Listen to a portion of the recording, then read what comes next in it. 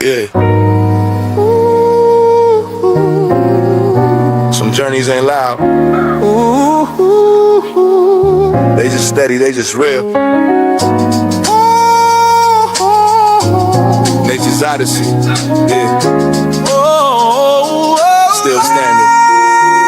I walked through fire, didn't fold and break. Lost some love, but I still got faith. From the silence, I rebuilt my name. They tried to say, still in the game. I done seen the highs and the lows unfold. Heart stay warm when the world went cold.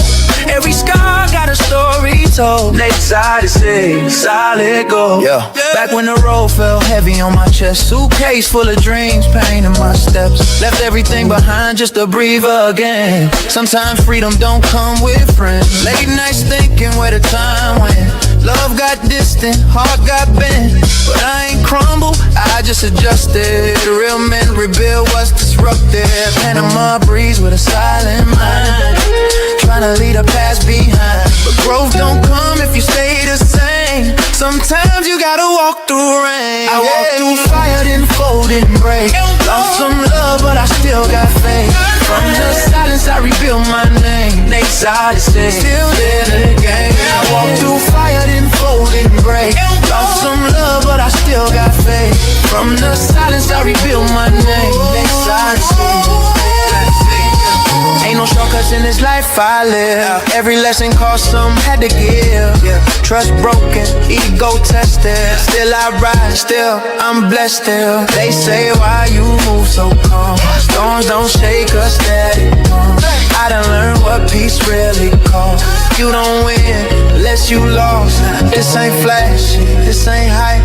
This grown man, purpose tight. Every episode, every mile. Still got vision, yeah, still got style, yeah. This ain't just travel, it's transformation. This ain't just silence, it's elevation. Yeah. They saw the same.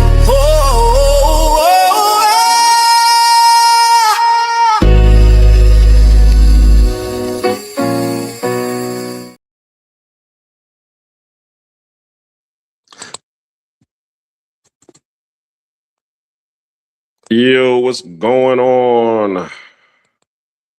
How's everybody? How's everybody? What's going on? Bear with me, man. I'm having internet issues. But Don, did I add you to the stage? Let me see where you at, King.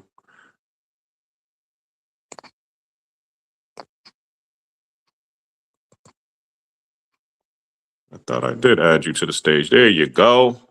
What's going on? Can you hear me? Holler if you hear me. You hear me? Yeah, I can hear you. All right, good. How's everything? How was your weekend? Same old, same old. Okay. Yeah, I sent the link to Cuzzo Fatima, but hopefully she'll get on. You might want to send her another shout out. But what time it is? yeah, but you know, always give them that extra support. Mm-hmm. Other than that, yep, we are here. It is Monday. So how was the Mother's Day? Did you tell your girl who's the mother of your children that you love them and thank you for being a good mama? Of course. What they say back? What up, travel POV? What else could be said, but thank you. Don't nothing else need to be said. Yeah, well, they could have said, "Where's my gift?" Well, you better ask that nigga you laying up with for it. Oh, sound like you hating. Is you hating? Come on, cuz you gonna stop assassinating my character with the I'm scared shit. You hating? Fuck out. You hating? Just say you hating, man. You know, Nah, it's all right to be like Ghostface Killer. I put a lot of bro. money up. I'm hating. Never be the same again. Nah, nah. That was my favorite part in that song. That nigga said, "I put a lot of money up. I'm hating. Never be the same again. Wish that you could Stupid. understand the things you put me through." Nigga, I'm too focused on doing grown man shit than be hating. Hey, can't hate on that. Can't hate on that. Did you catch the roast of a Kevin Hart this weekend on Netflix? Nah, not yet. Oh, it was epic. They had actually Cat Williams show up to roast Kevin Hart. So I thought that was Wow, dope. I heard that, and they supposedly had a little beef at one point, right? For 15 years. Damn, that's a 15 long time. years. Yeah, to be Oh, beefing what? for real. What is the question? You know what it is. It was, you know how it was. Money Mike was the man on the scene before Kevin Hart just came out of nowhere. It was like, yo, he was the short guy. I mean, think of what other short comedians was out here during that time that was getting that momentum. Not too many. I mean, who is it? Lil Duval? Right. That was like one of my first thoughts when you said that. Little niggas. Lil Rel? I can't think of a lot of short comedians that was out here, especially that was getting the momentum that Kevin Hart was getting. So yeah, that's really what it was. It was like, little comedian beef. That was little man complex. Exactly. That's really what it was, man. But I don't know nothing about that. But shoot, I forgot to give y'all my applause, man. Let me get my applauses out and introduce ourselves. Yeah, so welcome to another episode. We on episode 6 of Real Talk with Nate. I'm your host, the Black Cleaner, and this is my fam and my co-host. Introduce yourself, family. I am Cool Key, aka Showtime, aka Mr. LCA. I'll slap the shit out of you with a sweaty palm. Oh, he went back to Showtime. Okay, Mr. Last Nigga to Shine. What was that? LNS, the LNS family. LNS, last niggas to shine, first niggas on the front line. Loyalty and sacrifice runs through the bloodline. Okay. So yeah, we gonna have tonight we're gonna be talking about a good subject. I was gonna talk about mommy issues, to pay homage to the moms because we had Mother's Day just yesterday. But there was some things that came up. Let them have their day, because you can't be presenting mommy issues the day after Mother's Day, bro. That's kind of wild. Exactly. So I'm gonna let them live. We're gonna let them live. Maybe I eat them up next week. You know what I'm saying? Or maybe even on Father's Day, we could, on Father's Day, which is next month, we could let them have it. Right. Especially the ones who be talking about, I'm the mother and the father in the relationship. Yeah, so I need my gift on that day too. Okay, we're gonna give you the tie. Here's your tie and your big piece of chicken, because that's all we get. That's so funny you say that. Nah, respectfully, some women do deserve both roles because they out here playing both roles. So you got to tip your hat to some of them. Okay. If you want to give them their homage, we'll give them their homage on this day for the mothers and the fathers that play the mothers and the fathers role on Mother's Day. Right. Cueing the music. Everybody, it was funny because I was on somebody else's live, and They was talking about, damn, yo, I didn't know that you could play music on StreamYard. Yo, that's dope. I wish I'd have thought about that. I'm learning stuff from you all the time, and I've been on doing my live broadcast longer than you. Shout out to Charlie Chan. That was the one who told me that. Keep them enlightened, cousin. Yeah, well, everybody, I'm an 80s baby or slash 77, so I'm a disco baby. But if we understand the hip hop era during that time, nobody was biting each other. Everybody was being original. So I'm just bringing that with me to the travel space as well. When I be on the scene in the travel space, everybody does their thing. The people that I associate with. Shout out to Ronan, the Wandering Traveler. He does his thing. Vacation Time with Ryan. He got his format and the way that he does things. Charlie Chan TV, Vibing with Misha. Travel POV. Everybody has their thing in the way that they do things. And so when I came on, I was like, all right, well, I want to be able to do it the way that I like to do it. And this is pretty much the way. And I still haven't really gotten to my bag on how I really want to do it because I'm still learning how to man the boards.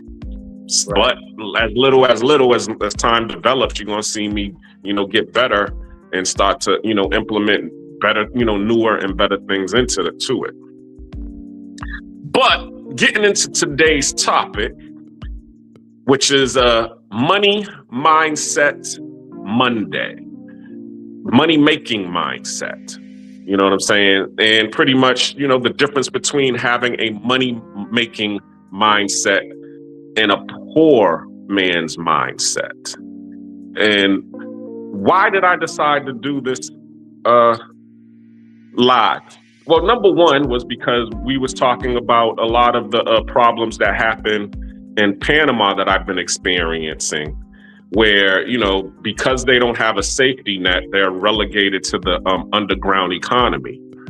And it's pretty much the same that goes on in, or that was going on in the United States during the silent generation, but also the baby boomer era. You know what I'm saying? We didn't have a safety net.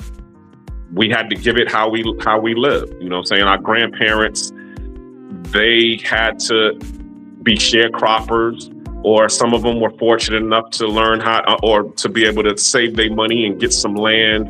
And instead of being a sharecropper, just be a regular farmer. Right. And then some of our family members was fortunate enough to, once the Black migration happened, they had all the factory jobs that was going on in up north, Chicago, New York, Boston, Detroit. They got on that train and, made their way up to New York to be able to get some of those factory jobs, work at the steel mill and work for GM and Ford at the plant and get their pension. So these were and then some of us went, and some of our family members went into the military. They joined the army. And then some of us, because as I was telling you, my grandfather joined the railroad. He was a part of the Pullman Porter system. Him and his brother. He had a brother that actually was on the railroad as well. So these were the people who had the money making mindset of old to be able to take advantage of what was going on back then, to where they was able to have their families and, build a legacy to where, fast forward, you see some of that has grown and thrived today. I can look at my grandfather. He went to the Pullman Porters. He was able to come up to Boston. He had 9 children, and a lot of the children now were either business owners, have master's degrees, went on to college and bought real estate and did a lot of great things, all because of my grandfather being able to be smart enough and have the wherewithal to say, yo, there's some money on that railroad. Let me go work on that goddamn railroad and get some of that money. You know, same thing with you know, my grandfather on our mother's side, Will Fennell. Okay, he was working at the at the scrap metal yard. You know, that was one of his jobs, and then he saved his money and worked along with my uncles. You know, everybody always talks about Uncle Buddy in the family, you know, and Uncle Lewis. You know, those were the three guys in the family who were instrumental in what we was talking about last week when we was talking about how we had properties, brownstones in Boston, and you know, 3 corner store bodegas during that time. Those were the people who actually, you know, worked, saved their money, and bought, and was smart enough to say, hey, we need to buy some property here up north while, you know, the getting's good. So, but I also want to talk about some of the setbacks, because there were people who ignored the core things that was actually bringing money into the family during that time, and was pushing the kids to do other things. You know, they was disregarding the fact that it was, you know, Uncle Buddy and Uncle Lewis's military benefits that was actually helping, you know, the family maintain. Right. It was, you know, the family that was telling the kids, you know, go to school, you know, get your education so that you can go to college and you can go get you a good corporate job, be a lawyer or a doctor. You know, those were the things that they was pushing all of the kids for. They was like, never mind what, you know, Uncle Buddy and Uncle Lewis is doing. You know, go be a lawyer or a doctor, knowing that they didn't know the first thing about being a lawyer and a doctor.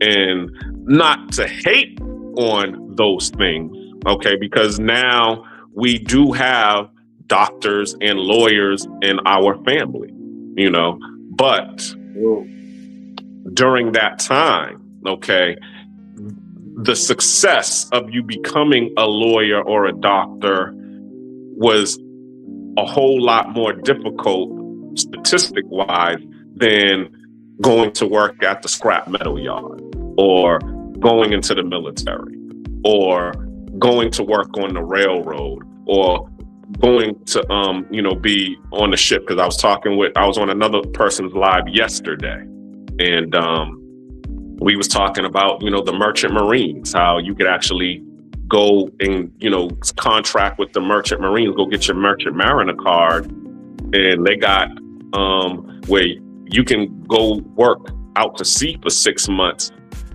and make 6 figures in 6 months. You see what I'm saying? But these were some of the careers that nobody pushed us towards, because number one, nobody in our family knew about them. All they knew was what they saw on TV, or, you know, what they saw that everybody else saw. Doctor, lawyer, or, you know, as Biggie said, you either selling crack rock or you got a wicked jump shot.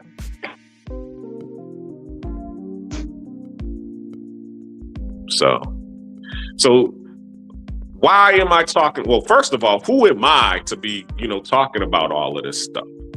You know, what does your, you know, show me your bank account, black cleaner. Nah, I ain't rich. So why can I tell you this? Well, number one, okay, I'm not rich, but I'm free. That's number one, okay? And there's a big difference between being rich and being free. As I told you all in the last live, a rich person is somebody who earns their money off of the labor of someone else. That's what, if you look in the dictionary, that's what rich is. Wealth is someone who has attained a lot of resources that if they was to stop working tomorrow, how long would they be able to live on just the resources that they have? That's, in, you know, wealth is measured by the amount of resources that you have. You're, you know, a year wealthy because you have all of this. You probably have, $200,000 in the bank. So if you was to stop working tomorrow and you just lived off of the $200,000 that you had, you'd probably be able to last maybe 1 year before you become broke. Say it again. I said only a year off of 200,000. Yeah, because a lot of people, the average, especially in Boston, you live in Boston, the average monthly expenses to live in Boston comfortably is about $5,000 to $6,000 a month. Yeah, I'm going to buy a tiny house, bro. We're gonna spend $8,000 on that, fix it up, set some electricity up, some type of way to use the bathroom, nigga, and other than that, people are really doing it right now and not paying landlords anymore and really living in a tiny house and accepting that shit. Well, it's no different than what we was doing back in the days in slavery. We was living in the shack. That's all you're doing. You went back to living in the shack. The shack just looks nicer. The shack got granite countertops now, right? And a flat screen TV, and a mini split AC in it. It's just a shack, right? It's still just a shack, but as long as you're able to, as you said, not pay a landlord any money, and you can still get out here and make some money, you'll be all right. Because eventually, as we were just talking about, you're not digging a hole. That's the first thing that they say. When you find yourself in the hole, the first rule is to stop digging. And then once you stop digging, now you can get out here and start putting, pay dirt back into the hole to get you out of the hole. And then you can start growing from there. And that was one of the things that, I was fortunate enough to be able to experience. But I was lucky because, as I said, my mom's was a registered nurse. So she was the one who set us up before she passed away. And she was also another one who was, I tell this story all the time. When I was younger, I wanted to be, when you graduate from kindergarten, they have that little kindergarten graduation. And I remember my teacher asking me, what do you want to be when you grow up? And, I'm just over here just trying to be charming. So I just said, I want to be a judge. So, of course, when she heard that, she was all like, wow, look at this little 5-year-old talking about he want to be a judge. So, of course, when the graduation happens, they call me to the stage and then they're talking about me, and saying my likes and dislikes. And then she says to the audience, well, he also says when he grows up, he wants to be a judge. And all of the people in the audience, they erupt with a little chuckle and a clap. Because they thought that was just so smart of a little 5-year-old saying that he wanted to be a judge. And from that point on, my family was trying to push me on that trajectory to be a judge. And then fast forward, I get accepted into the METGO program. Anybody who knows what the METGO program is, that's where they bus us inner city Black boys and girls out to the suburbs of Massachusetts. You're not in Boston no more. You're in Massachusetts. And now you're out there with the white folks so that they can have diversity in their neighborhoods. So they had a career day at my school when I was in 6th grade. Was it 6th grade? Yeah, I think it was either 6th grade or 7th grade. But anyway, so go to career day. Of course, I choose the lawyer who comes to give his, speech or whatever, or lecture on, what it's like to be a lawyer, a real estate agent, and a travel agent. So I go to the lawyer first, and the lawyer's over there, white guy. He owns his own, law firm, and he's talking about all of the bills he got, all of the student loans he done accumulated, not enough clients, and and all of the bureaucracy politics that he has to go through, and if he wanted to continue to get his judgeship. So of course he's painting that story to me. I'm like, well, shit, do I really want to be a judge now after hearing that? Go to the next class. There's a real estate agent up in there. She's over there giving away, free posters and stuff like that, which was cool, and talking about her job and, the nice houses that she's able to sell and whatever. But then she gives us the little caveat, because we was like, well, how much do y'all make? He's like, well, we make, a good bit of income, but we earn commission. We don't get paid until we're able to sell a house. I was like, what, commission? I need to get paid. Dividends. That's what we talking about. So real estate agent was out. So then I go, to the last one, which was a travel agent, and he's sitting there, and he got this little California tan, got his shades, and he's talking about, and also he was giving away money, surprisingly. And he basically told us, well, all I do is sit in my office and give away travel brochures and get paid. And I was like, whoa, okay. And then, he had a little contest, and I actually won the contest. And I ended up getting like $5 for winning the contests. So of course, I'm definitely, all hype about, what I want to be. So I go home, I tell my aunt and them, I'm like, yo, I know what I want to be when I grow up. They like, what? I want to be a travel agent. Oh man, I got laughed out of the goddamn living room. They was like, you better go back to wanting to be a judge, nigga. We want judges in this house. We don't want no goddamn travel agents. And my aunt then pulled out this Boston Globe that had the salaries of all of the industries, and she was all like, this is what a travel agent makes. They only make like $32,000 a year. Shoot, this is what a judge makes. A judge makes, $120,000 a year. But you don't need to listen to him because, talking about I shouldn't listen to the lawyer that was there because he was probably trying to discourage me. And I'm like, well, if he was discouraging me, well, he had to discourage the whole class to do it because he was telling the whole class the story. You know what I'm saying? What do you think? As soon as I walk out of the class, he's going to tell them, hey, okay, y'all white guys, hold back for a minute. I'm going to tell y'all the truth. No. He didn't like his job.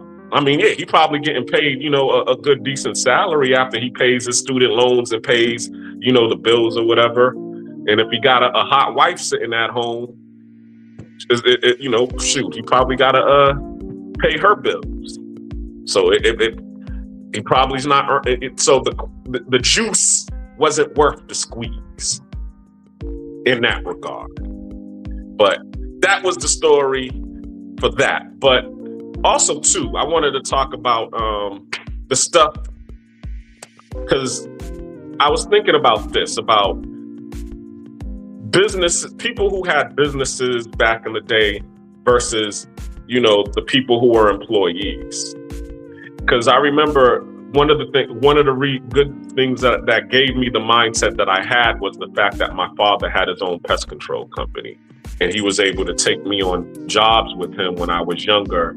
And I could actually see him do his job. And then as soon as, he finished doing his job, he would get paid. So I was able to see the whole transaction, the experience.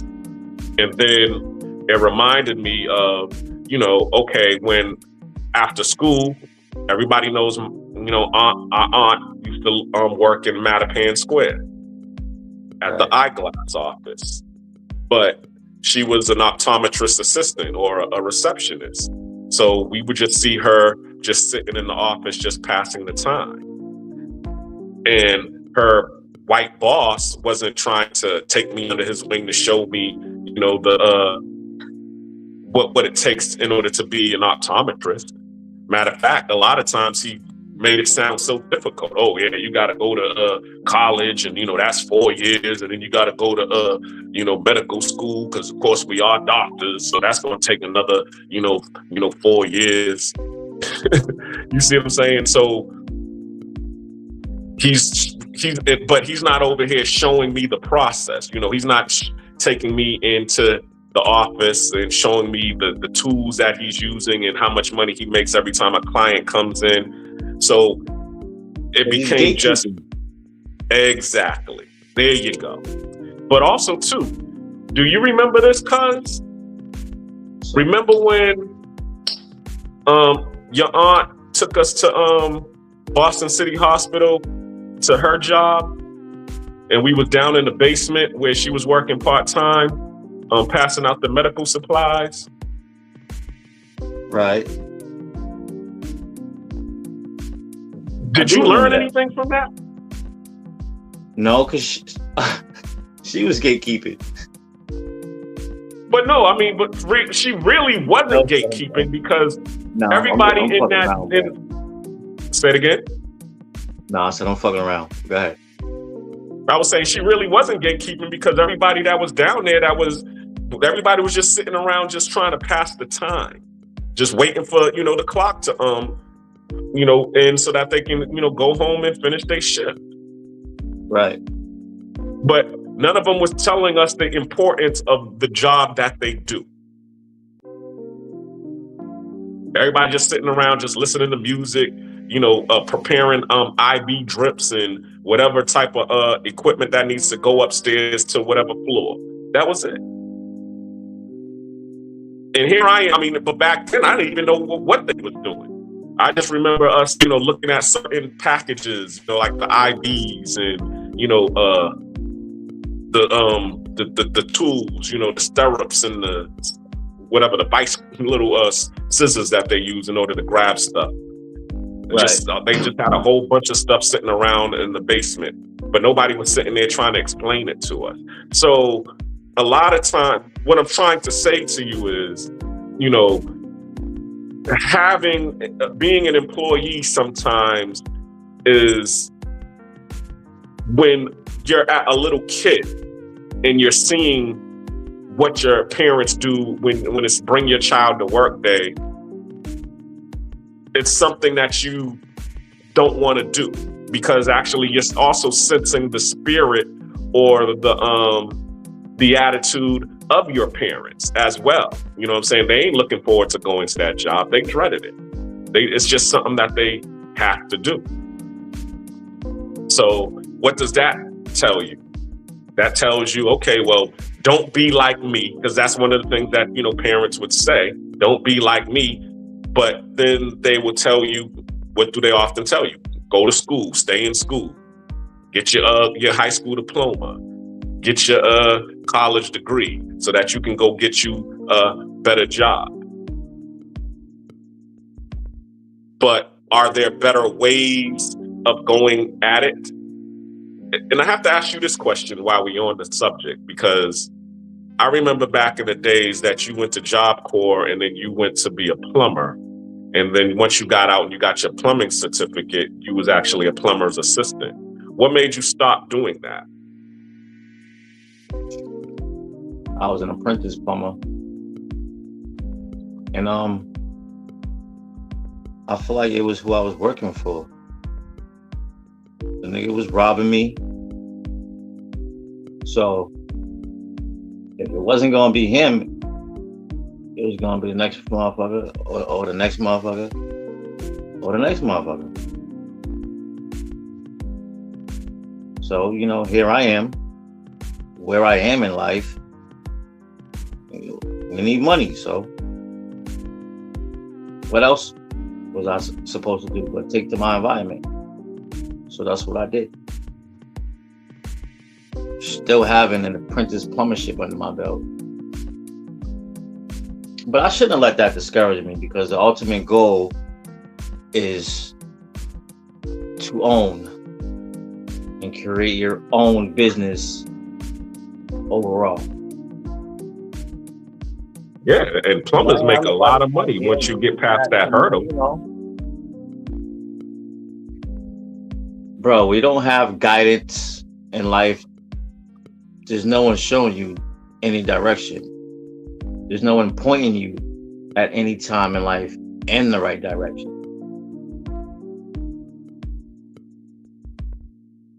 So breaking cycles out here, being what our parents weren't, being present with our kids, being fathers.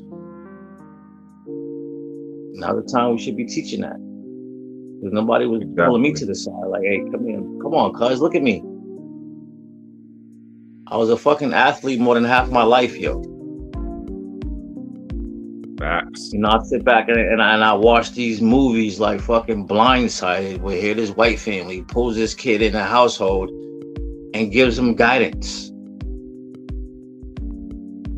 I sit back and think sometimes like, damn, what if somebody would have ever did that for me? Like, you know how fucking grateful I would have been? I wouldn't have went through a lot of the things that I went through my teenage years, bro.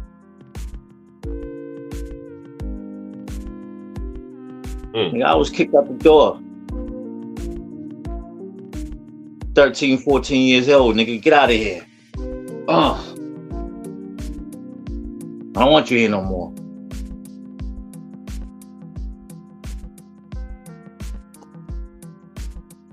There was no guidance in that situation either.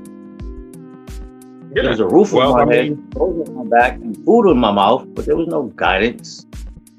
Well, I mean, I can understand that too, because we are the age that she was when she had you. Am I lying? No. She was younger. Okay. Well, that's even maybe worse. But think about that. Okay, 30s. So she was in her 30s, 30s, early 40s, right? She got to work 3 jobs in order to, you know, maintain a roof over her head for not just her, but you as well. That's one thing I do. That is so funny. Because, bro, I had to be at every job because who was watching me? Exactly. See? Yo, at 6, 7, nigga, I was going from the south end of Mattapan by myself.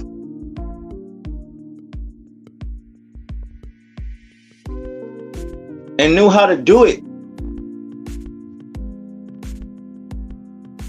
And it was like, okay, how do I want to do it? Do I want to get on this train?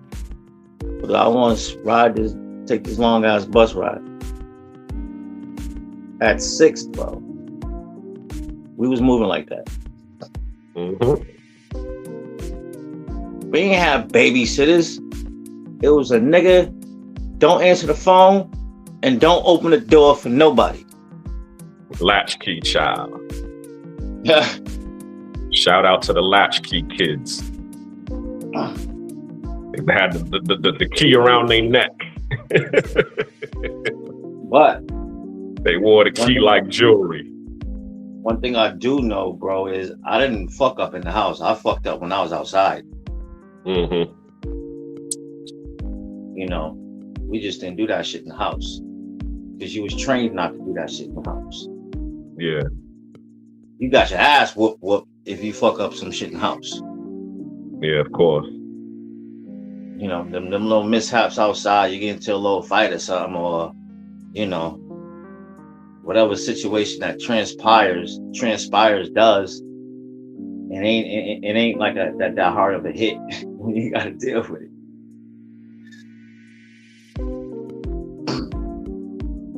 Yeah, that's funny that you say that. Well, at the same time too, I mean, I can understand that too, because yeah, my mom's was the same way. You know, you mess up in the house or whatever, you know, boy, you know how much money I paid in order to get this? What? But you don't come home running and screaming. Boy, you better get it back out there. Ain't no punks in this house. Better get out there and fight. I don't care if you lose. You're gonna get out there and fight. Shoot, I think I fought all of my friends in my neighborhood during that time. At least once or twice. Yeah. Remember, who was it? The one time I had 3 cats come to my door. You remember that? Because I think you was in Mattapan. And they was fighting me because of some he say, she say stuff. And I guess they thought I was going to be scared and just run in the house and lock the door. And they was all like, yo, I heard that you was talking trash about me. And I was like, what? What you talking about? I know you ain't talking about Kwame. Yeah, exactly. Yep. He came there with 2 other cats. And then they was just, and instead of them wanting to jump me, they just was like, yo, you know, we just gonna give you the fair one. You want to shoot the fade. Who you want to shoot the fade with? So I ended up shooting the fade with Slink. And Uncle Stevie was upstairs watching through the window. Then Levita came out. I'm saying my family's names and stuff. And he was like, go, go cuz, go cuz. But I was scared as hell. I'm like, I got these 3 years, but I ain't going out like no punk. No. I ain't gonna say I ran in the house. Hell no. But back to the money mindset, you know. Spin the what block. we learned. Say it again. So spin the block. Yeah. So what we learned basically, as you just said, okay, is some of the stuff, and some of it is good because even if you're learning, you know, street economy, there's some good things that you learn from the street economy because that teaches you entrepreneurship. There's a lot of cats who were quote unquote street pharmacists out here who done turned that around and, you know, made that into a successful 6-figure business once they switched the switched the supply. You know, I always talk about how I was watching the real Freeway Rick Ross on Vlad when he was talking about how successful he is now, and you know his endeavors. He was able to sell the rights to his life, and they turned it into a series. Everybody knows the series.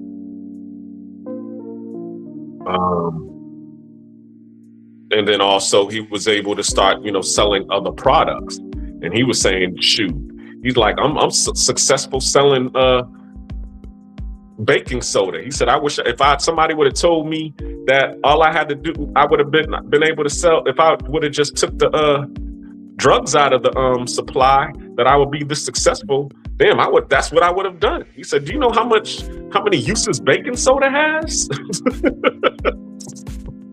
Baking soda alone, I could have just sold baking soda and been a millionaire. I was like, damn.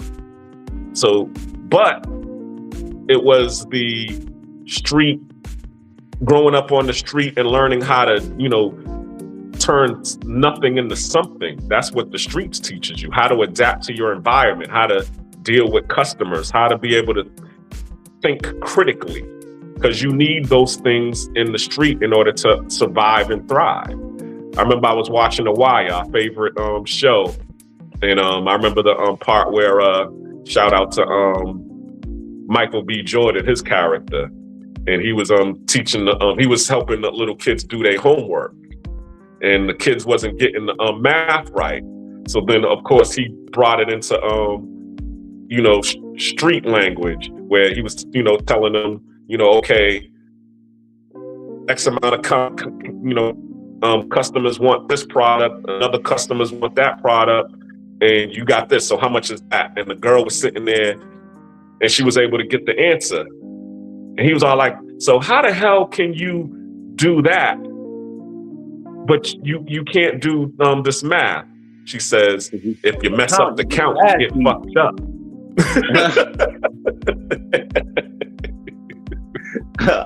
I mean, there's definitely levels of having to understand versus just paying attention. So you understand. Exactly. So That's what it is. So there are some lessons that you can learn from that, but the things that were sitting there in plain sight that we could have been taught, like as I told you earlier, the railroad was in our sights all the time. We see Amtrak, we see the transit system, and some of us actually took advantage of it in older age, because actually I think even your aunt worked for the T, right?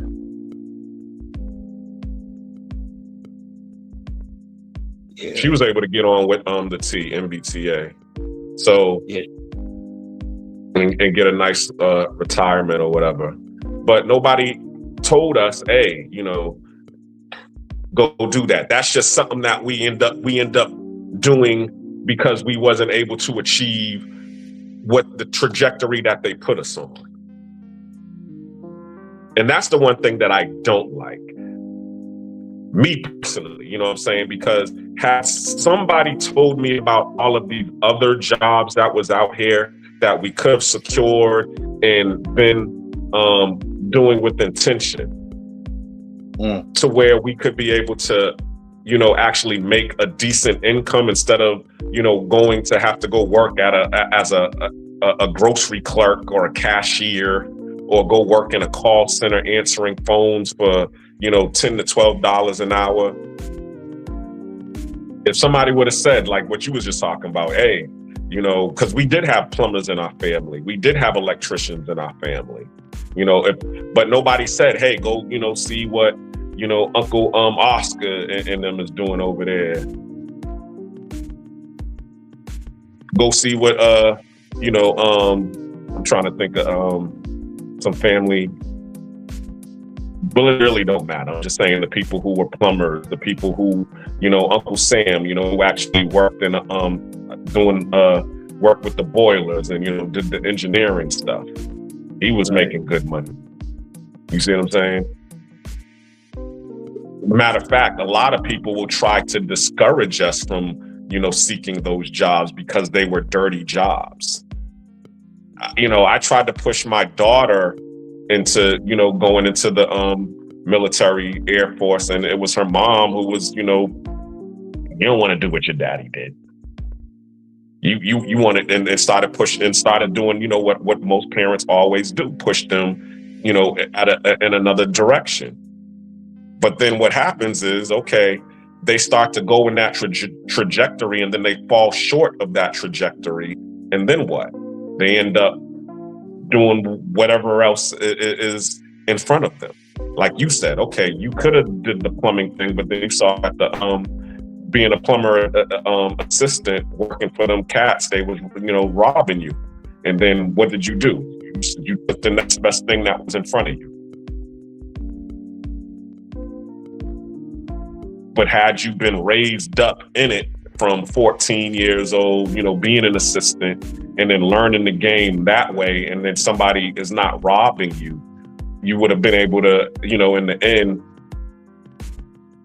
at 19, 20 years old, because there's a lot of fellas that I be seeing, that are 19, 20 years old, not even haven't reached adulthood, and they're able to do plumbing calls, no heat calls, and get money, fixing, furnaces and unclogging toilets. You know how much some dude charged me to unclog my toilet?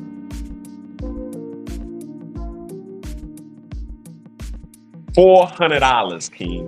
$400. That wasn't just a simple unclog. No, it was. Because the only thing that he did was go get the rent the what's it called? The what's it called? I'm having a brain. You the plumber. What's the thing that you use to go down the line that you use to go down and fish the to unclog it? What is that called? It's called a snake. Yes. He went to home, because I what happened was I didn't pay him because what he was saying was in order to because that one of the things I did learn was to ask questions. And, shout out to my aunt because, she had her master's degree. So the one thing that she does is she asks the person, okay, what am I paying for? Tell me the process of what you're doing. And then what he did was he explained the process of he has to disengage the toilet. Okay, once he disengages the toilet, he has to take the snake and go down into the 4-inch pipe to unclog it. And then he has to attach the toilet. So that's what I'm paying $400 for. So when I'm looking at it, and I ended up going to Home Depot and seeing how much one of those heavy duty snakes cost to rent from, the tool rental, it was only like $35 a day. So shit, what do you think I did? I went to Home Depot tool rental, got the snake for $35, disengaged my own toilet, and ran the snake down in the thing, and it wasn't even difficult. It wasn't even that difficult to get it unclogged. Because once the heavy duty snake goes down, say it again. The shut-off valve is right there, and then all you gotta do is drain the motherfucking water out the tank. You might still have a little bit of water you gotta clean up in the toilet bowl itself, but disengaging your toilet, that's simple. Thank you. But you paid for that the first time. Thank you. That's my point.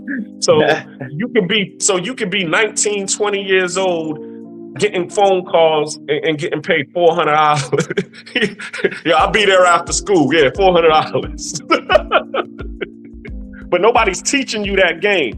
The people who are not in our neighborhood, who are in the working class neighborhoods, the blue collar neighborhoods, they're teaching their kids that. But our family is not teaching us that. And that's why I was saying that it's important for us to be able to have dialogue like this so that we can start to pass that information around. These trades is where it's at. I was talking to one guy yesterday. He was like, so if you had to do it all over again, if you had to tell your 12-year-old self, okay, when your family told you, go be a lawyer, don't be a travel agent, what would you tell them if you could, if you had a moment to be able to talk to that person? And I'm gonna ask you that question. If you had the moment to talk to your 12-year-old self, Keen, what would you tell your 12-year-old self what to do?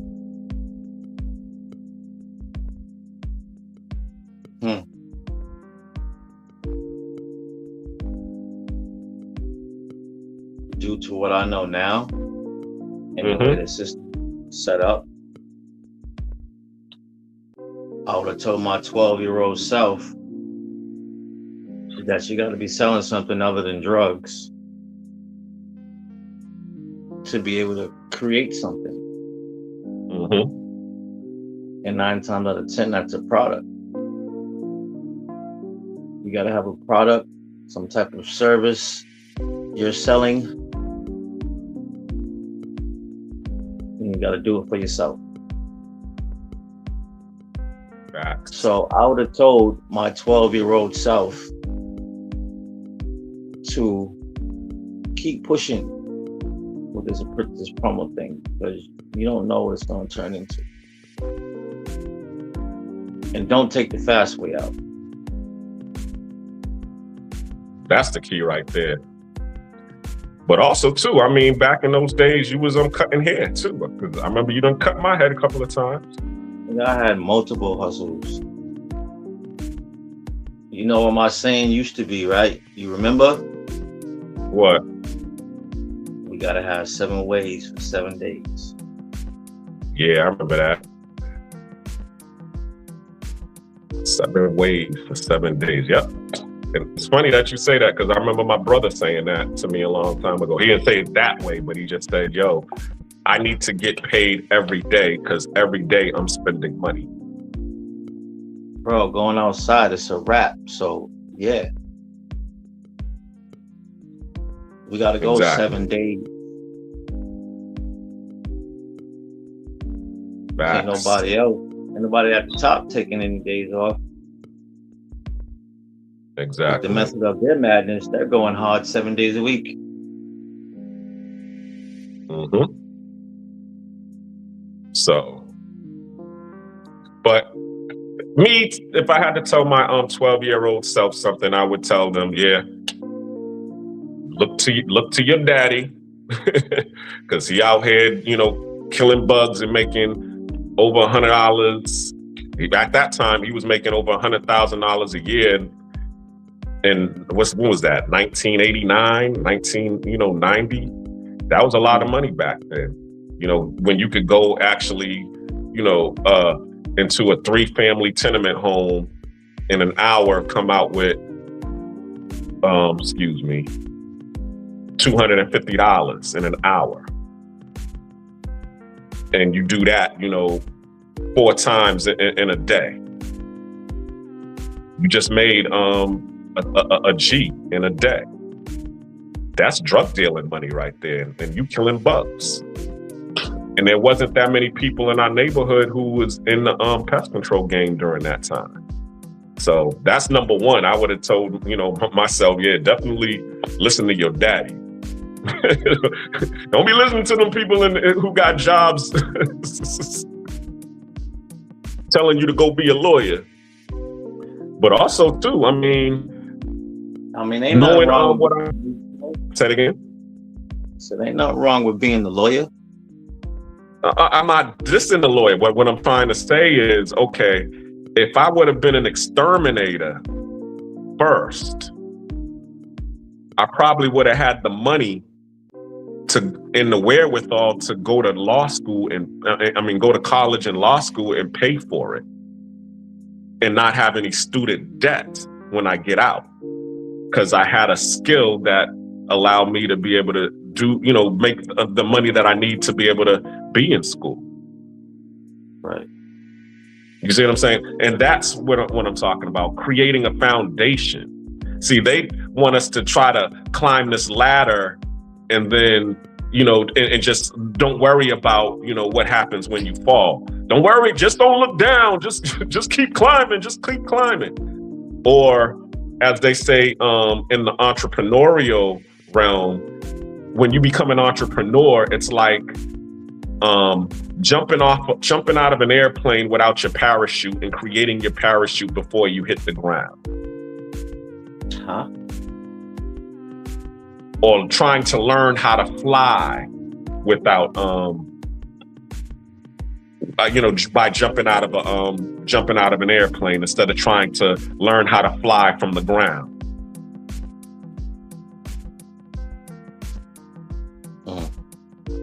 So I don't teach that method. I teach the grassroots method.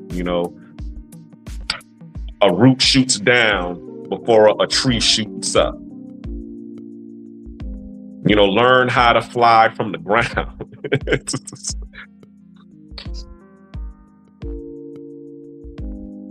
Get your speed and your momentum up. Start flapping your wings. Get that wind under your wings and try to levitate off the ground. That way. Not jump out of a plane and because what happens, that's really what everybody does. That's the method that everybody does, is they try to jump out the plane and learn how to fly or learn how to create their parachute before they hit the ground. That's what happens. Go ahead. Going to things in life blinded to the facts. Like, you're setting yourself up to lose. And I don't want to get cliche, but that's fucking failing to prepare and to fail. Exactly. And that's what having a poor man mindset is about. It's about, number one, not having a plan or having a poor plan.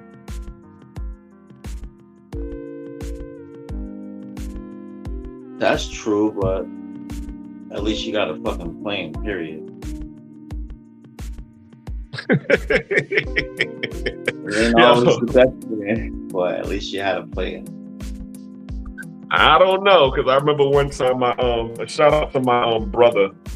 I remember back in the days, my brother, my father used to always talk about my brother Nick, and how he used to walk around with his briefcase. And one day he opened up his briefcase, and my brother had these small manila envelopes in there with cards in it, with weed in it. And the card said, "Get high gold." It had his, his information and his number on it. And basically, we had actually, how some places they give you those cards where, if you buy, where it says, if you buy 5 bags, the next one's on me. Or if you buy 5 products, the next one's free. Right. He actually had the card with that for his weed. And so my father looked at him. He's all like, "Boy, you trying to break into jail, ain't you?"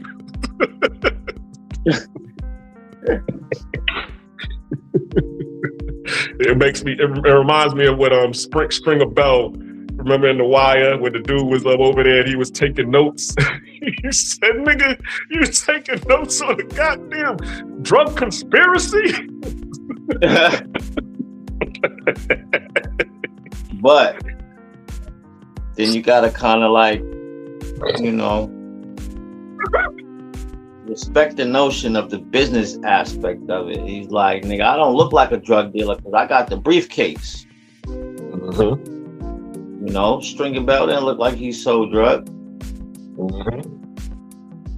That nigga was the mind that was going to school to be able to deal with the business aspect of that game, because there is a business aspect if you're planning on washing money and everything else that goes with that.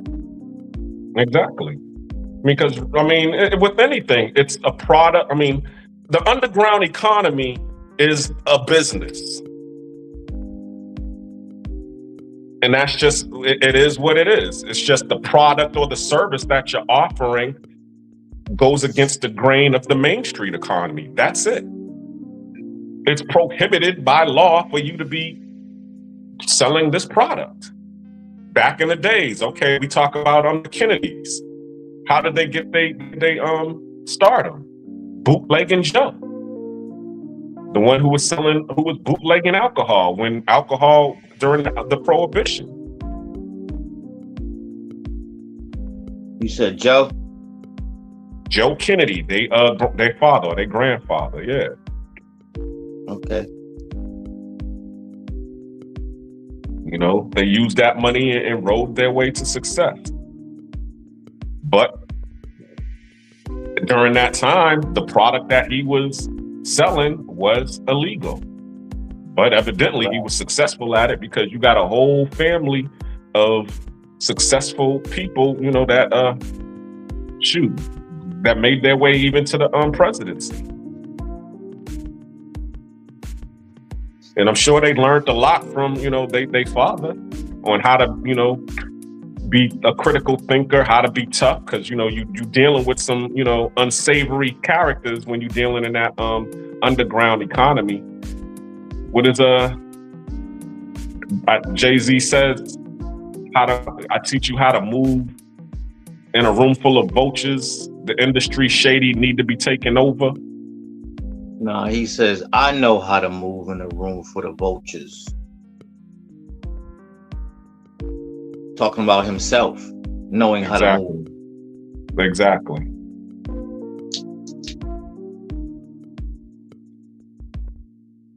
So that's the key thing. So if you are able to succeed in a room full of vultures and wolves and goons and scammers and all of these people that are in this economy,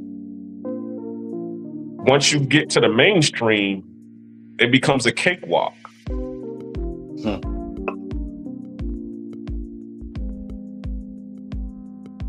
Well, let me also ask you this question, okay?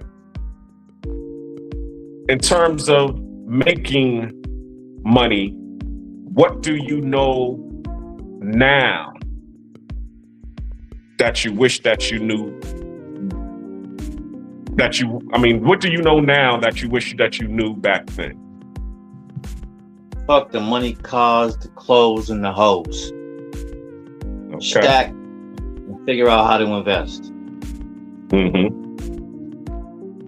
Anything outside of that don't make sense when you put your freedom on the line, because that shit don't last forever. Mm-hmm.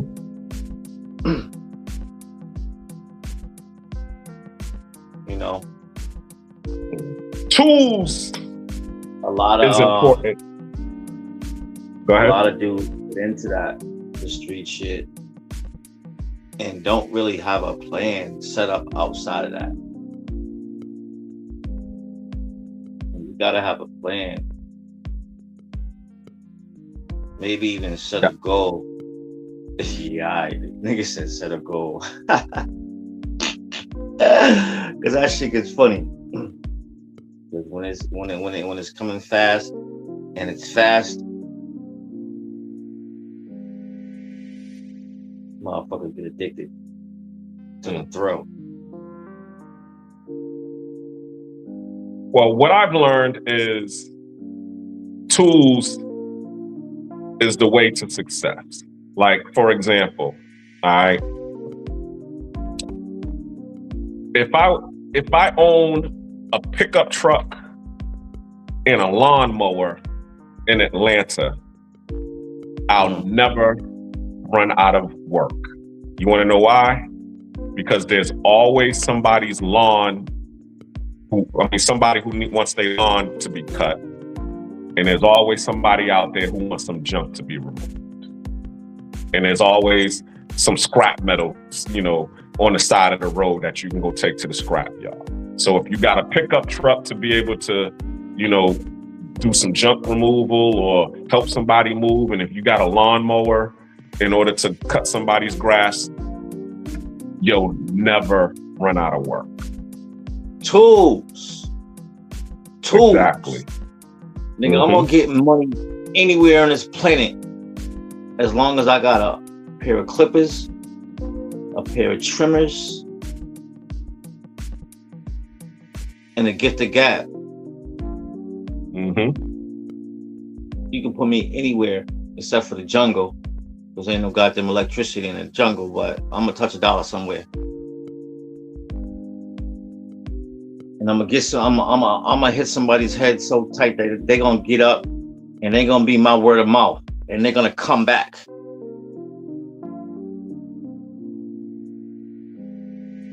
Exactly. You see what I'm saying? So it's all about tools. And what's the name of the show tonight? Having that mindset. Money-making mindset. Yep. Having that money-making mindset. Yeah. As long as you got that money-making mindset and you got tools, you got something you can sell and present, you should be good anywhere you go. Exactly. And there's a motivational speaker. His name is Myron Golden. That's one of the things that he talks about. He says the three things that you need in order to be successful in this world is skill set, tool set, and mindset. So as you just said, if I got the skills to be able to do plumbing, if I got the skills to be able to do pest control, if I got the skills to be able to do carpentry, if I can grow, if I can cook, if I can clean, if I got whatever skill I got, partnered with the tools to be able to do those things, and then have the mindset to be able to, have the gift, as you said, the gift of gab, to be able to just go talk to somebody, to be even brave enough to go, go door to door. Because some people, they could have the skill set and the tools sitting in their backyard, but they're afraid to go to door to door and go ask. Right. Yeah. To put yourself out there to let people know that you're doing that. Closed mouths do not get fed. Exactly. And see, a lot of times, and I got to get back to the underground economy, because that's where I respect some of, those people out there, because the one thing that they have is the mindset. Because they out here, they hungry, you know what I'm saying? Even the addicts, you know what I'm saying? They hungry for what they hungry for, so they get up every day and do something in order to feed their habit. They starving.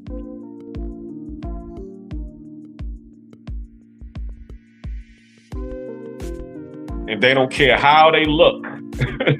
They'll be out there on a bike, on a BMX bike with a damn refrigerator on their back.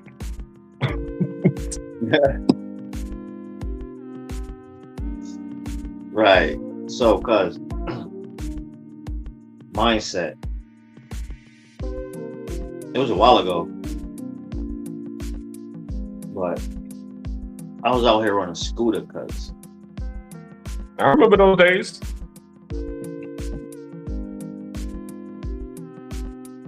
But then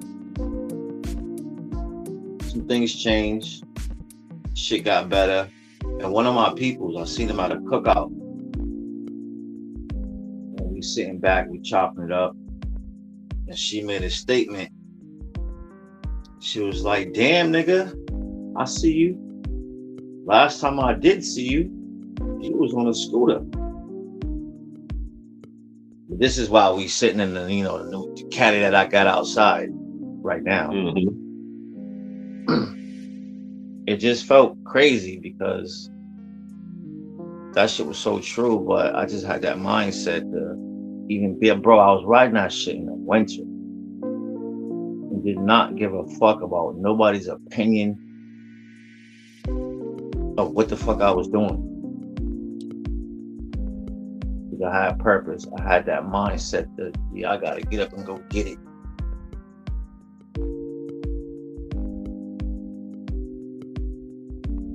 Exactly. This is just temporary. This is temporary, and that shit kind of made me want to like tear up a little bit, because I wasn't on a scooter no more, and my whole situations had changed, bro. Now here am I in this Cadillac, yada yada.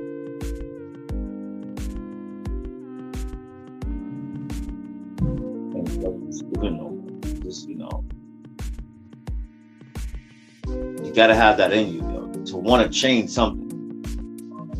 Mm-hmm. Exactly. You gotta have it in you. But also too, like you just said earlier, not taking the money that you get and blowing it, because you got some people out here who, be on the scooter and make $500 and then go blow it on a 50 bag of some exotic and some ace of spades and a gold chain. No, we ain't doing that. We're not doing that all in the same rotation. Some people are. I mean, you'd be surprised. One thing with me, and I realized, I have to control my habit. That shit immediately changed to a slight hustle, where I sell enough to make my money back, but I smoke for free.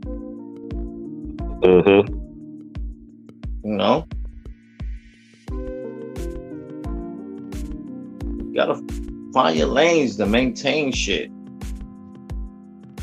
I hear you.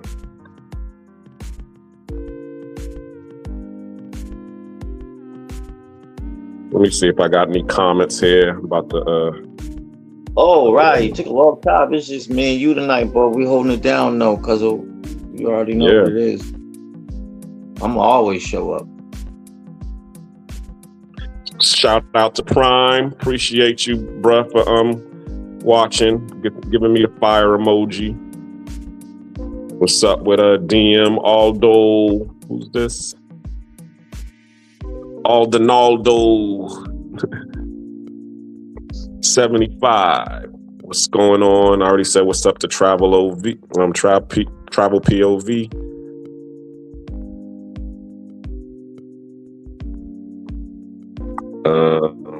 Right, where he at? He been showing some love, right? Yeah, I'm about to drop the link in a second. Okay, Chalupe 71. Oh, you holding out. We've been up here for an hour and 15 minutes and you ain't drop a link for nobody to... Nah, we was cooking. Had to cook first. I had to get it off my chest. He was talking about Kevin Hart and he was talking about Kevin Hart and Cat Williams. He said 2, 5, 4 beefing over who was taller. That's comedy. Yeah. Both of you niggas better go sit on the edge of a quarter, niggas.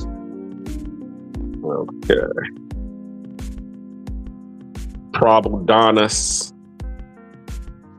Sena Mayaki saying hola. Okay, check you out. What's the mathematics, God? Just talking about Prime. Uh-oh, he hitting it with the 3%er. Peace to the gods. I wish I knew what's today's math. You on that God 3%er knowledge, Keen? When you ever heard that come out of me? When you was rapping. What? Okay, we got somebody from Glasgow, Scotland. Steph M2756. Uh-oh. About a 3%er. You ain't never Hope heard you me all say are well. Israelite. Come on, cuz. I'm sorry. That was your boy Telly with the Israelites. I remember you had a homeboy who was down with the Israelites standing in Mattapan Square. Right. Giving us the knowledge. Yeah. Thanks, Chalupe, a snake. I had a brain fog, man. I could not think of a snake for whatever reason. It was not coming out. What? The snake, when we was talking about the toilet.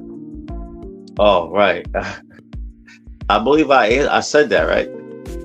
Mm-hmm. Travel POV says, yeah, he stays in his lane as well. It keeps him grounded. Let's see. I'm trying to let me see what's going on. Oh, I know what to do.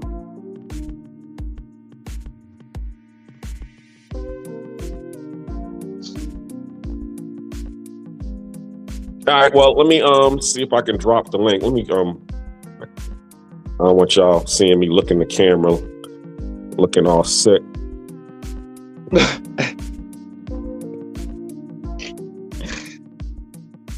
Need to get you some glasses, brother, man. I'm legally blind, son. I thought you, of all people, would know. You just don't want to look like motherfucker. You just don't want to look like fucking Fred Sanford from Harlem Nights. Nigga, I got the blind man stick with the ball at the tip. Y'all don't know? You didn't know that? No. That's oh. Yeah. No. I'm lying. Because I'm going to send you a couple pictures from last time he was here. You heard me? Yeah. Remember when we was by the water and the camera came out real quick? Why you laughing like that, bro? You and I took some pictures. My girl took a couple pictures of us. Yeah, that was dope. Yeah, that was dope as hell. I'm We gonna send was you a over couple. there in the South End, South Boston. Right. I'm gonna send you a couple pics when we're done. I think I do remember you having a stick then. So at least I had the shades. I know that. I still got it. I just, it doesn't, for me, I can see enough to where I don't really need it. Because really the stuff, those things is to let other people know you're dealing with a person that's blind. And I'm what they call legally blind, not totally blind.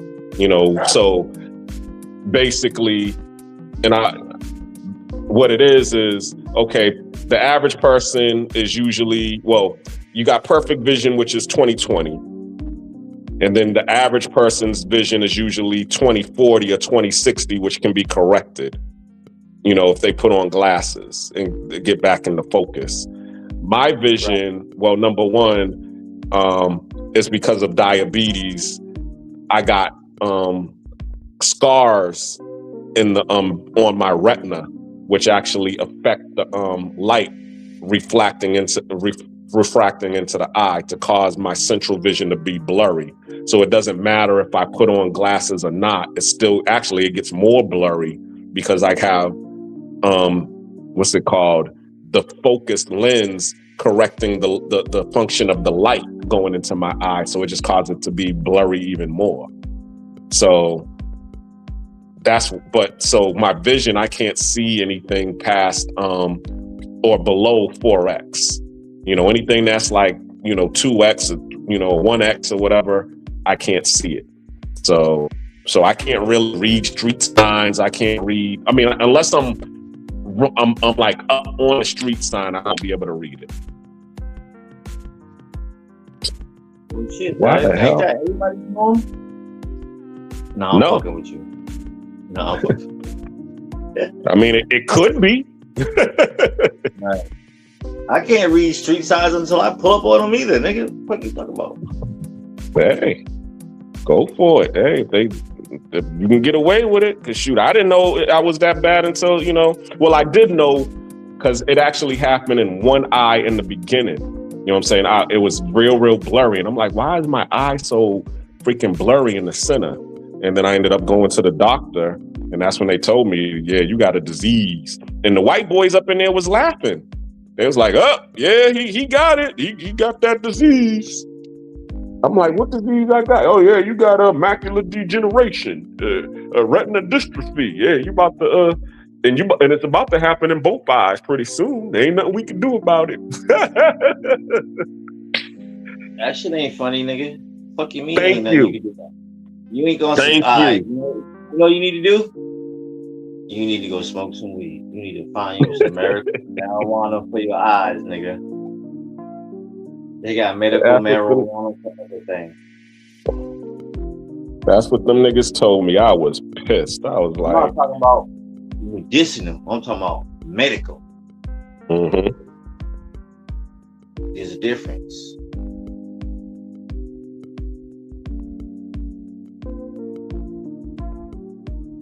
Yeah, there definitely is a difference.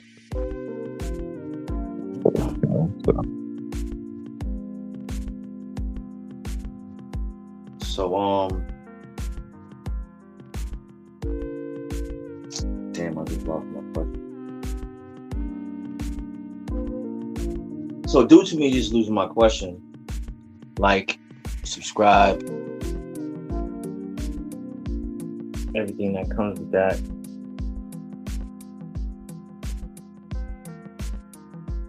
Yeah,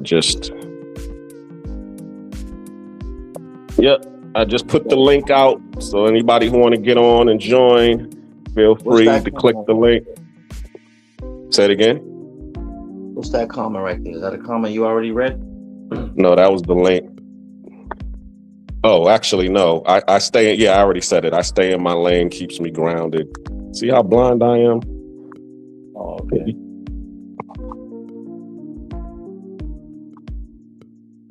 And then I just put the link out, so anybody want to come up, want to talk about this. I really want some people to come up and talk about the profession that they're in now. Like, I don't know if Travel POV is still watching. I know he's out here. Because those are the things that we need to know, those hidden gems that I was talking about earlier. Luckily, when I went into the military, I wasn't a dummy, so they didn't put me in the boatswain's mates. That if you don't have what's it called? If you don't score high on your ASVABs, that's the SATs for the military. Then they're gonna put you on shipboard maintenance, where pretty much you like the janitor for the ship. You're gonna be out there chipping and grinding and painting, going over the side of the ship and painting the ship. And also, that's what you do when you're in port. And then when you're out of port, you stand watch. You be out on the edge of the ship, making sure the ship don't hit any icebergs, or you stand and look out. Me, I was in logistics. I had 4 choices. I had a crypto tech. Everybody understands what crypto is now, was basically secret. But back then, it didn't have anything to do with money. It just happened to do with cryptic messages or secret messages that the ships would send throughout the fleet. We were the ones. So pretty much the what's it called? The decoders. We were the decoder squad. I could have done that job. Or I could have done disbursing clerk, which is, everybody knows what that's payroll. I could have done lithographer. And the other one was, I'm trying to think. Of course, storekeeper, that's what I ended up doing, which is the logistics. Disbursing clerk, gunner's mate. So during that time, Keem already knows the story of before I joined the military. I was running around with a 12 gauge in my goddamn hatchback, in the trunk of my hatchback, thinking I was gangster. And then the real heat came, and I turned into Keenan Ivory Wayans from I'm Gonna Get You Sucker. I'm a soldier boy. I was trained for combat. And then the motherfuckers started shooting. They shooting. They shooting. They shooting, boy. And so I had a choice. The choice I had to make was either, stay with my boys and be 10 toes down, or get your ass up out of there. And I didn't tell. I don't know if I told anybody this story. Are you there, Keem? Yeah. Okay. Cool.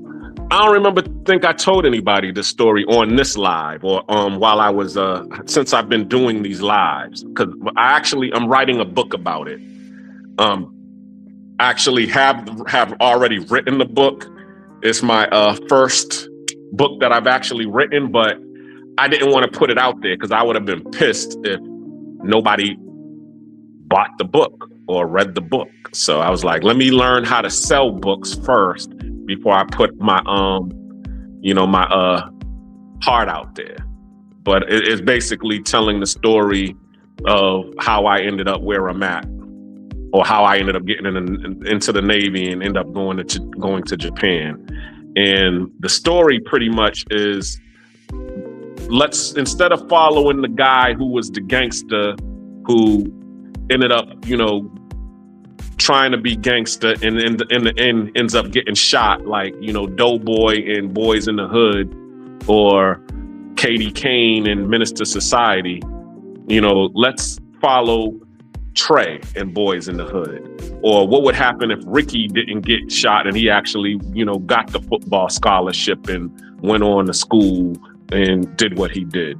Or what would happen if actually, the drive-by shooting didn't happen to Katie Kane and he actually left and went to Atlanta?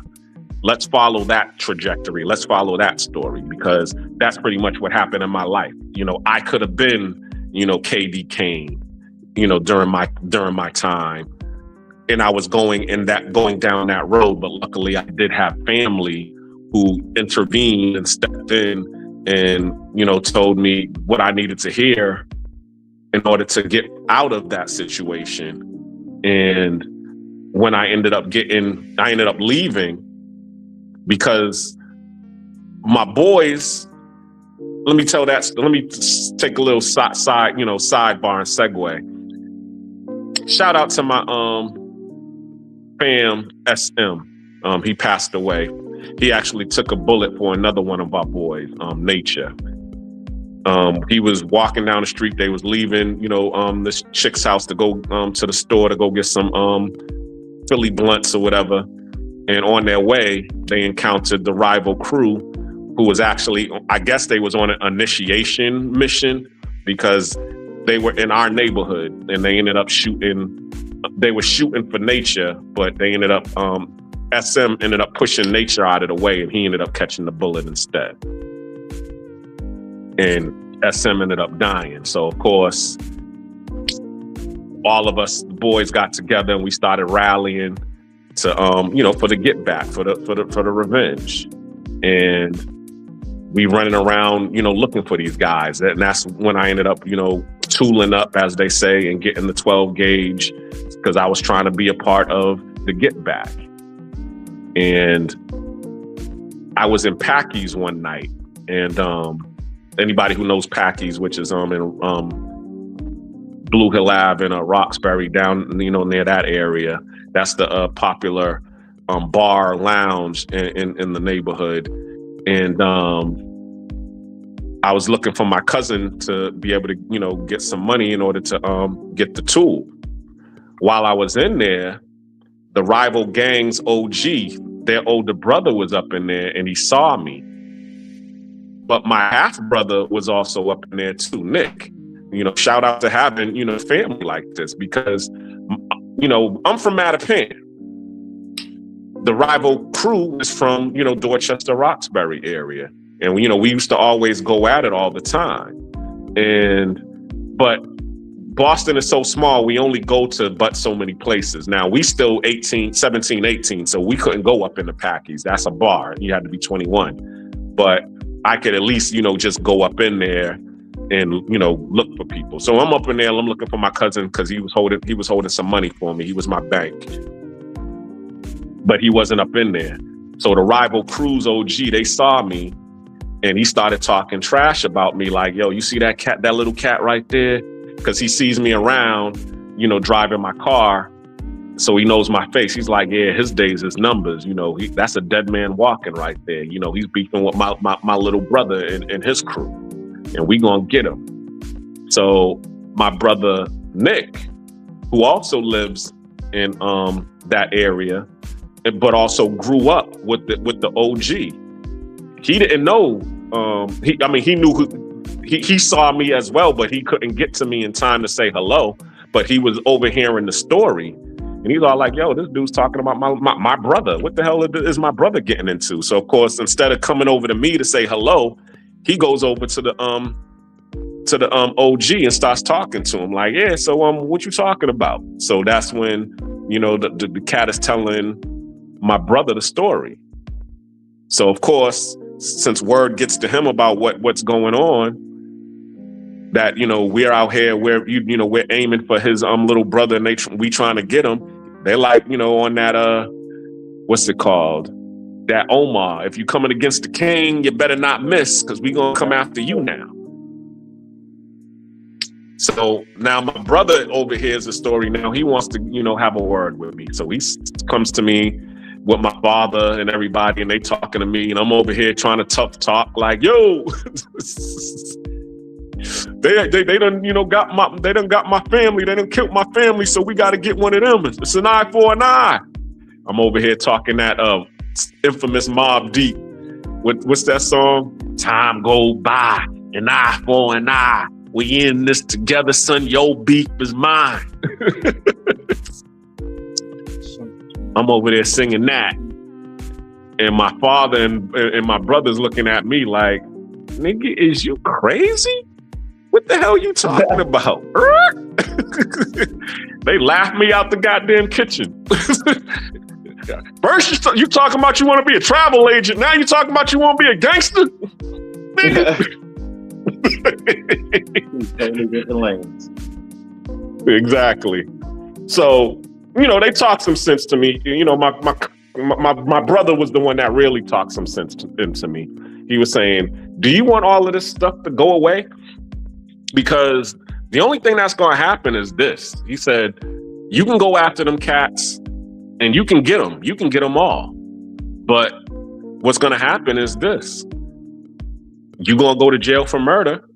And now you're going to be up in jail, keeping motherfuckers off your tail.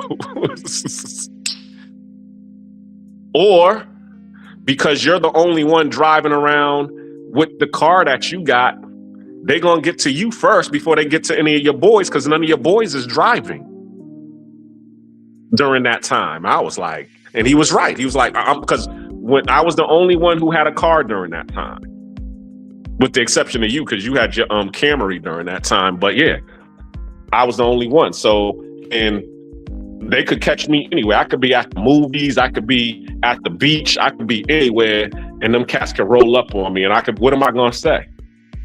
I ain't in this. Too late for that. Exactly. You better say what you got to say, because you ain't going home tonight. Or ever. So when my brothers told me that, he was just like, yo, just walk away. That's all you got to do. Just walk away. And I remember the last night that I was in Boston, we was it was right after we did a mission. And we went to go to SM's girlfriend's house, God rest his soul. And we at his ex's house. Because that was another thing too. I was paranoid like a mug, because all these cats wanted to go to Simcoe's. Everybody knows what Simcoe's is. Simcoe's by the bridge, to go get something to eat. And all I can see is the scene from Boys in the Hood, or what's it called, or Minister Society, when the cats was sitting there eating, and then the rival gang rolled up on them and killed them. I'm like, nigga, you ain't, no. We need to go hide somewhere. What are y'all talking about? Go get something to eat. Y'all want to go sit up in the pizza shop or in the sub shop and be sitting here talking about old times and shit. Nah, nigga, this it's hot. The block is hot right now. And they niggas like, nigga, you just noited, nigga. You just noited. Anyway, so they ended up, since I'm the one with the car, they ended up giving in to my demands, and we ended up going over to homegirl's house.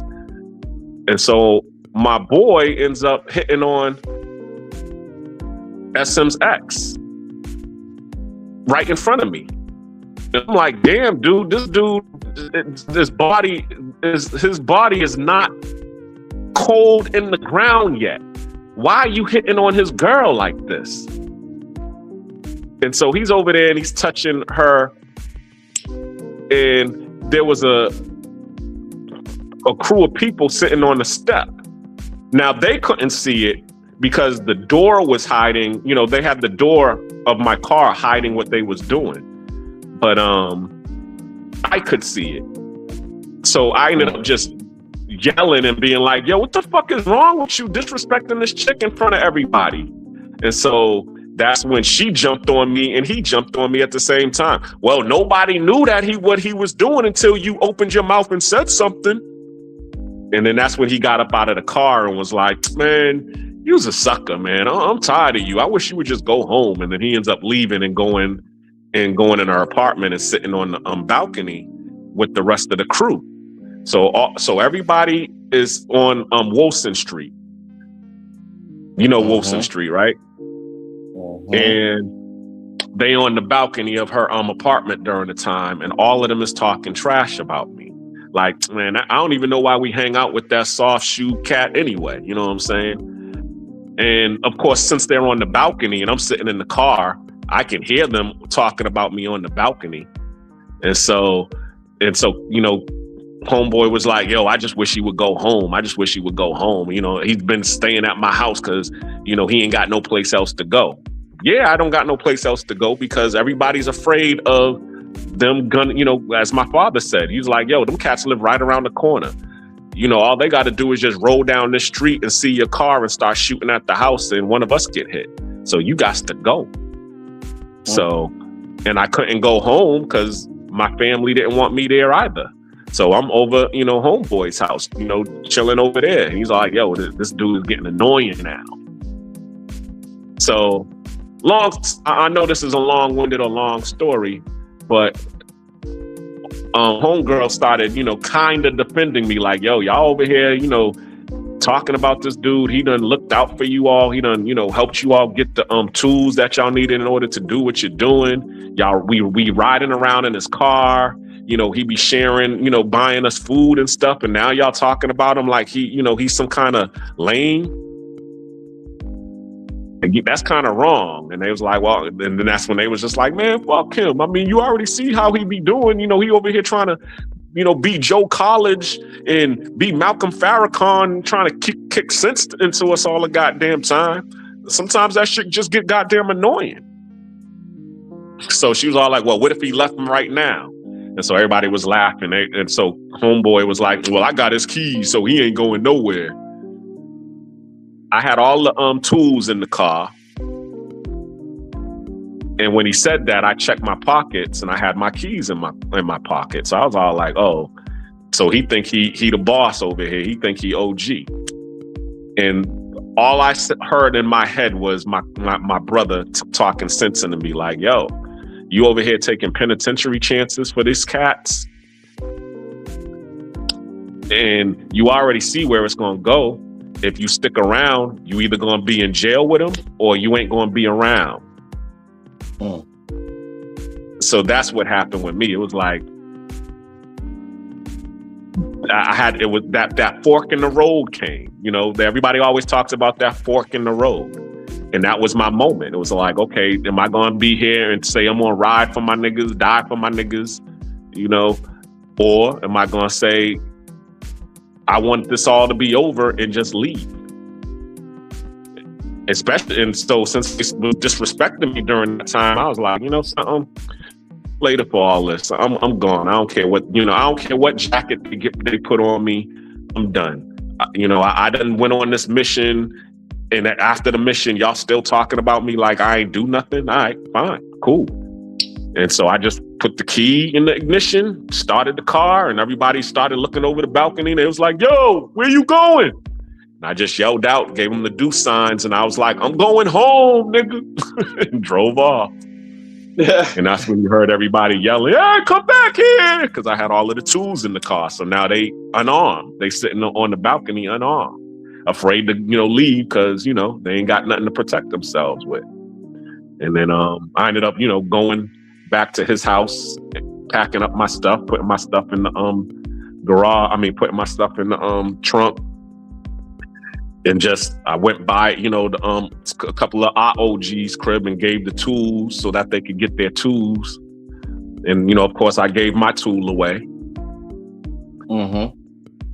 Wink, wink. So, and then I don't know what the fuck you're talking about.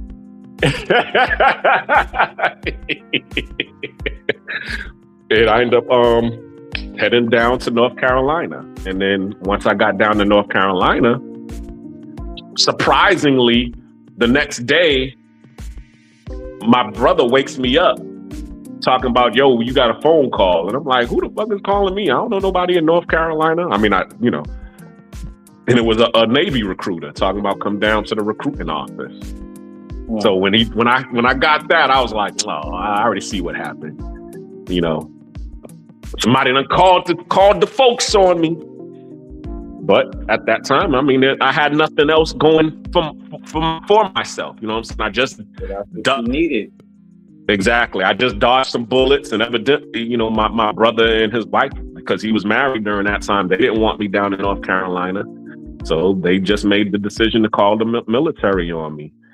And I could have said no, but at that time, I was like, okay, well, what else is there? And it's funny that you say, I mean, because I did say no, because I was saying I was going to go to college. I'm going to go be a judge, like everybody was telling me to go be. I'm going to go be a judge. I'm going to go to college. And so they was asking me, do you got money for college? That's what the Navy recruiter asked me.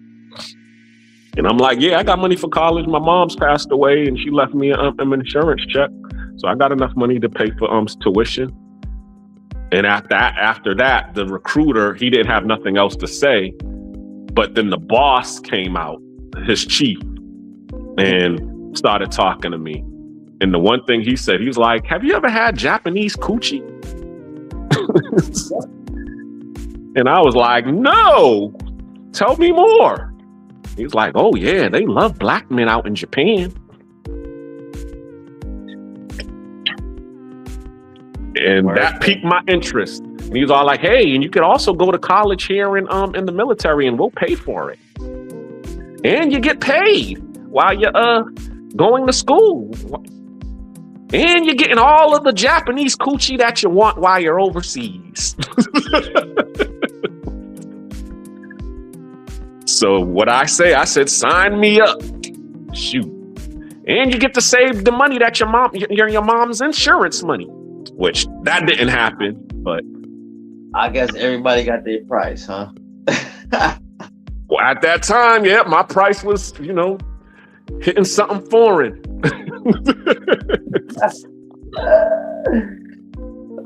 That was my price, to hit something foreign.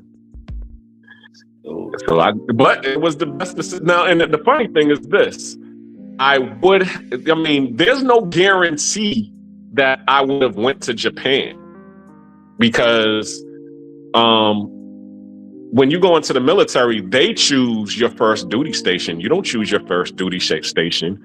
They give you a dream sheet of where you want to go. And then you put on the dream sheet the places that you want to go. And then and that's what I did. And really, I didn't even put Japan on my dream sheet. I put Norfolk because there was a girl that I was dating when I graduated from high school. When I had my daytime job, I was working at the airport, and she worked at the airport. And she was talking about she was going in the Navy once the summer was over. So, I really liked her during that time. You know what I'm saying? She was a nice sister, real. She lived in Chelsea. And, every day during work, I would go sit there and talk to her. And, that's what she would talk about going, as soon as summer is over, the summer job was over, she was going into the Navy. So it was, and the funny thing is this, my brother didn't have to necessarily call the Navy. He could have called the Air Force, the Marines, the Army, whoever. But ironically, he chose the Navy.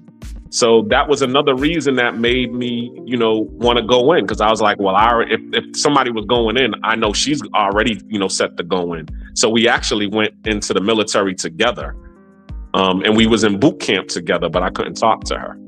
And but when we graduated boot camp, she ended up going to Norfolk, Virginia for her duty station. And I ended up, but she didn't have a career. She was what I was telling you, a janitor for the ship, yeah. What they call a deck seaman, or what eventually becomes a boatswain mate. But and I ended up going to Meridian, Mississippi for logistics training. And then after I'm keeping in touch with her, and she's telling me how fly Norfolk, Virginia is, and I'm thinking like, yeah, I can't wait.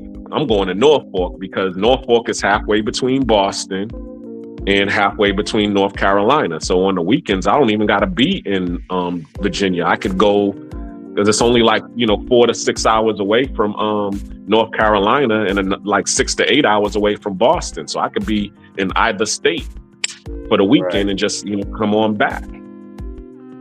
Them motherfuckers had other plans for me because when the results came out, the only choices I had were different spots in Japan. They was all like, yeah, you got this ship in Japan, this Japan, Italy. Oh shit. And the dude before me chose Italy, so I couldn't even go to Italy.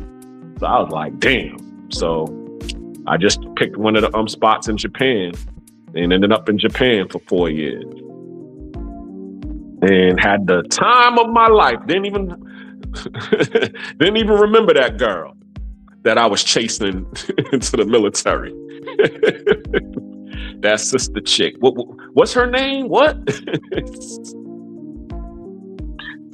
And the funny thing, I know that's that's gonna be my tag. The funny thing, and the funny thing is, but she got pregnant when she got out of when she got out of boot camp by some other cat.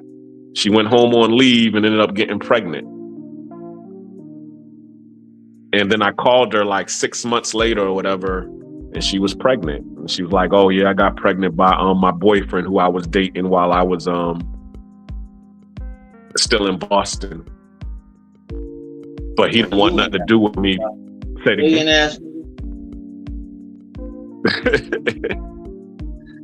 And the funny thing was, he didn't want nothing to do with her because he had another chick.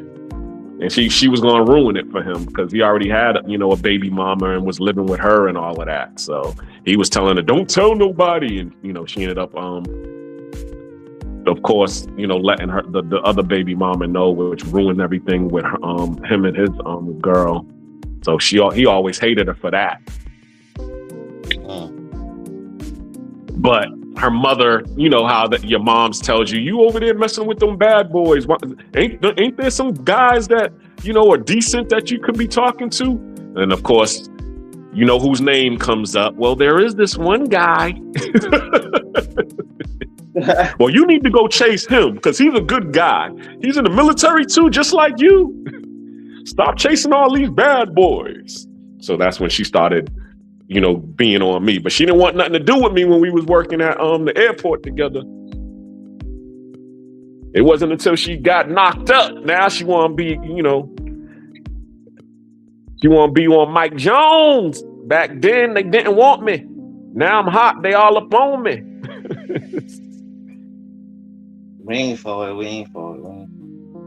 Exactly. And, as I said, Japan is a different animal. Because what was going on in Japan, I was just having the time of my life. And also it made me into a man because their customs and their ways in Japan, they're about family, they're about support and helping and nurturing each other. And then also too, like you had a lot of what we call pookies now and thugs who, did the same thing that I did, but still was trying to hold on to their, macho mentality, still trying to, rep Tupac and be a thug and all of that, and be sitting on the corner in Japan, drinking a 40 or the Chew High. Remember the Chew Highs, Keem? I brought a couple of the Chew Highs home. So, but when the Japanese would see the brothers standing outside in front of the liquor store or standing outside in front of the bar, the whole town would cross the street. They would see them and be across the street because they did not like that culture, that passport pookie mentality. So when people be talking about passport pookies, that's nothing new. They've been doing that ever since. Even, as I said, in my military days, we had pookies in the military, still trying to be thugs and, hold the block down. And you got cats who was a blood, but wearing navy blue in the Navy. How idiotic is that? You talking about you a blood, but you got on navy blue all day, every day. And you over here in Japan and you still trying to rep your set from back home. You got cats that was on the ship from Chicago talking about their GDs.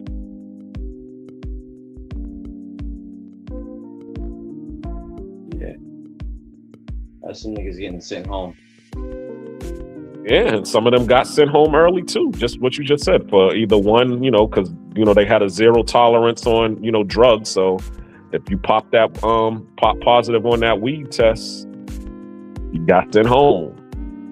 If you fighting, you didn't get sent home necessarily for fighting. You probably just get,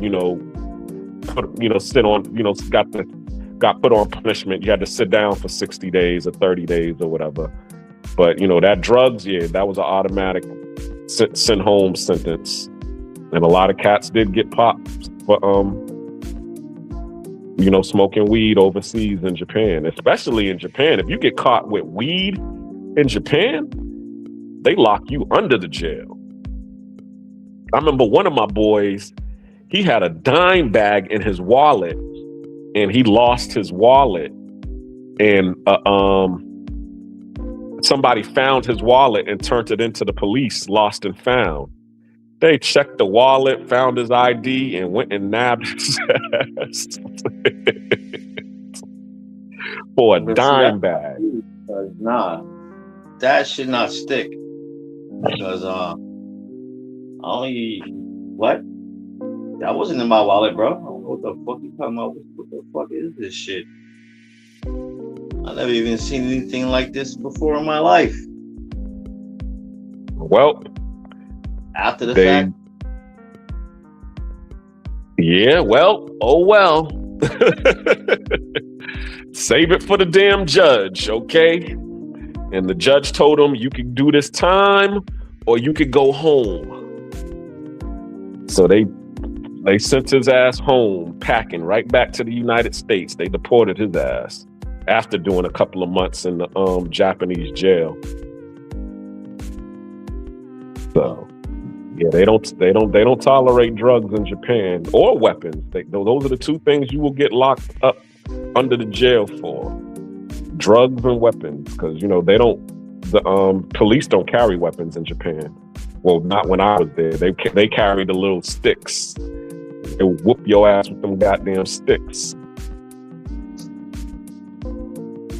But that's my story. I ended up taking a fork in the road, going to Japan, and a whole new world opened for me to where I could see all of the money-making opportunities, i.e. the merchant marines. I was around a whole bunch of merchant mariners when I was there.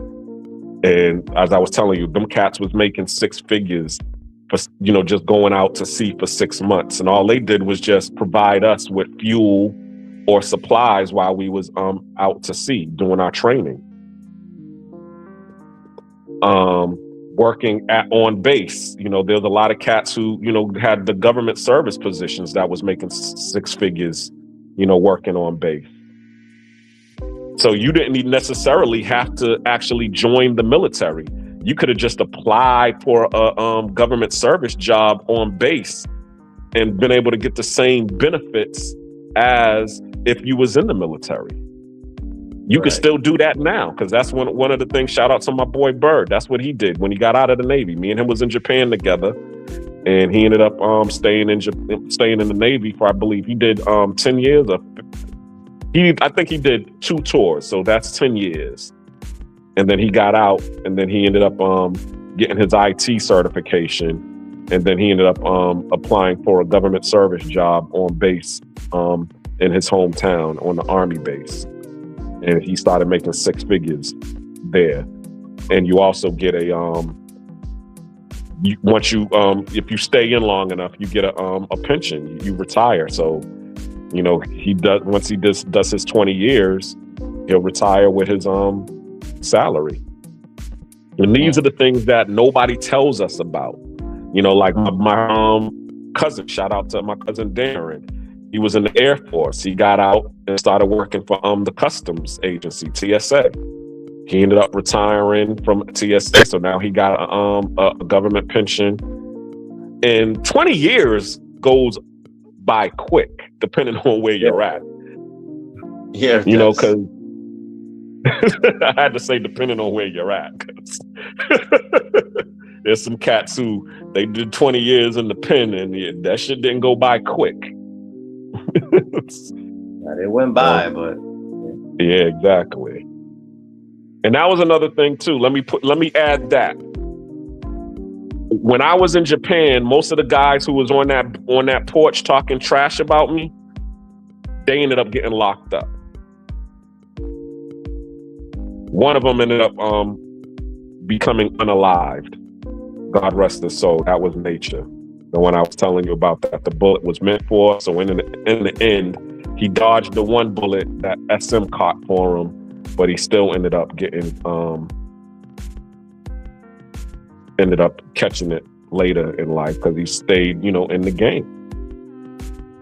The dude who I used to roll around with, he ended up going to jail for the revenge, and he ended up doing the 20 years, which was crazy. Salute to him, shout out to him. And yeah, he's out now, and everybody, gave him his street, everybody gives him his street cred, and considers him to be the OG. But if you ask him if it was worth it, of course he's going to tell you, was being known in the street as the OG, triple OG, the one who was able to hold it down for 20 years worth 20 years of his life, and now having poor health? Of course not. He's going to tell you, of course not. He wished he would have done what I did. Walked away. And there was a couple other cats who, did what I did, because they had people in their family or in their life that raised them right and told them, don't do that dumb ish. Or if you do that dumb ish, you ain't got to worry about going to jail because I'm gonna kill you. Shoot, you had people who had parents that were that strict, so they was like, nah, mama said I can't leave the house. I gotta play the porch. Exactly. Let's hold the porch down. So, but that's the life of being an inner city kid. So you got, two lessons out of this. You got the money making mindset, and you got the mindset of what happens when you deal in these streets, and also don't have a plan or have a poor plan. Pretty much. That's my life lesson. I mean, I'm here where I'm at now in Panama because when that fork in the road came, I didn't go down the road where I was trying to be for the homies and keep it gangster. I went down the other road. As you were supposed to, though. Really? You think so? Unpack that. You was there with me. You were supposed to do what you did. Nigga, you ain't built for jail.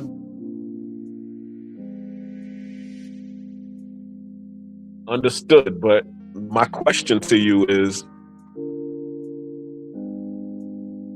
hold up. Shouldn't be a but. No, I mean, hold on. Who's this?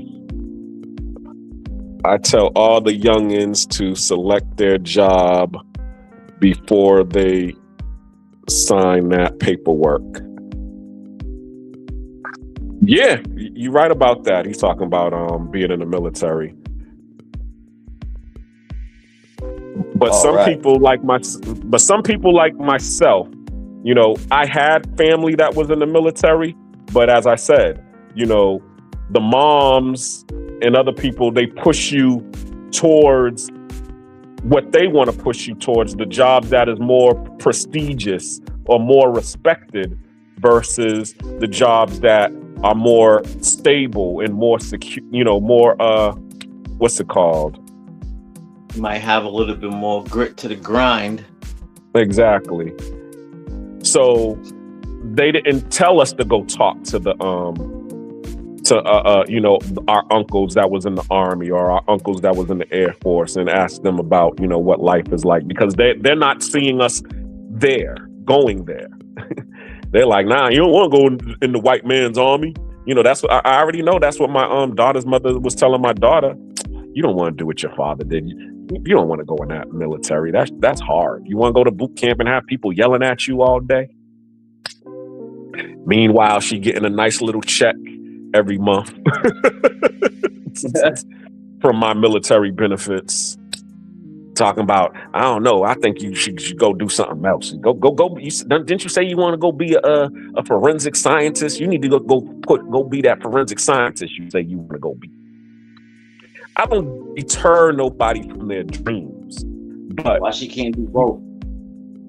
That's what I was about to say. You could be a forensic scientist in the military because they have forensic scientists. As a matter of fact, instead of going to school where you would have to get a student loan once you graduate, you could go to the military, go be an MP, military police, and study forensic science and get paid for it and be in another country doing what you said you wanted to be. And then once you got out, okay, now you got the skills, as we were just talking about, the skill set, you got the experience, and you got the mindset. So now you go and you also the discipline. And the discipline, exactly. So now once you get out of the military, shoot, you are shooing to get hired for the one of them other government agencies to go be a forensic scientist. If you're gonna go work for the the state police, FBI, whatever agency that you want to be in, they're automatically gonna hire you because they're gonna see your military credentials. And in order to do military police, you got to get your security clearance. So now you already got a security clearance, so you're gonna get paid buku money once you get out. These are the things that nobody tells us that we should have been knowing, because that would have changed our trajectory a whole lot. Have we would have known a lot of this information early. True. That's what I was trying to teach to my daughter, but once again, you have people who they're brainwashed, or I'm not going to say brainwashed, but they have other ideas in their mind and they don't want to deter from it, so they push them in that direction.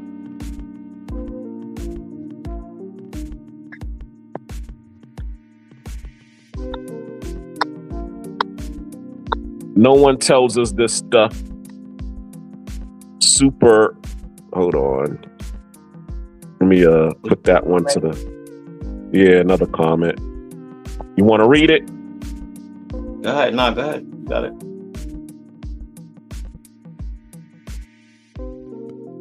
Oh, this is from Prime. No one tells us this stuff. Super important. Shout out to you, Prime.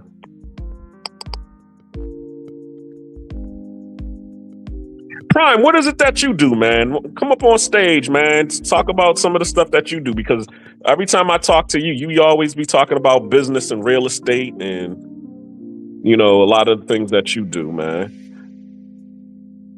I would love to, hear from you.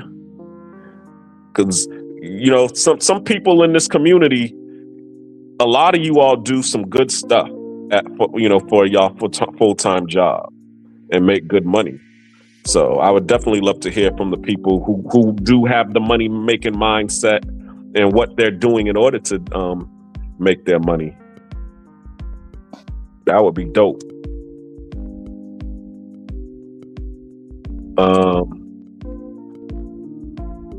Because now let me ask you this, Keem.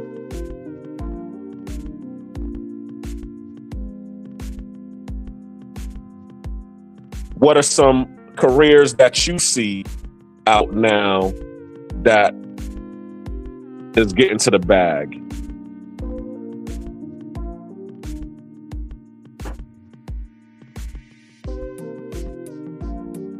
Are you there? Hold up. What you say? No. I said, what careers do you see that people are doing that's getting to the bag?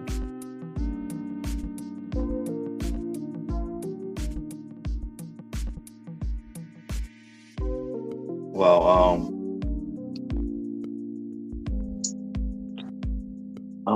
I guess you could call it a career, but it's also, your own business. This trucking industry right now. I was just about to say that. You took the words out of my mouth. That's what was in my head right now. Trucking. That's big right now. Yeah, because if there's no trucks on the road, if there's no trucks on the road, you ain't going to the grocery store.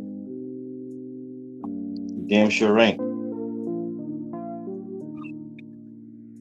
And you don't even got to start with getting your CDO, even though that's the big one.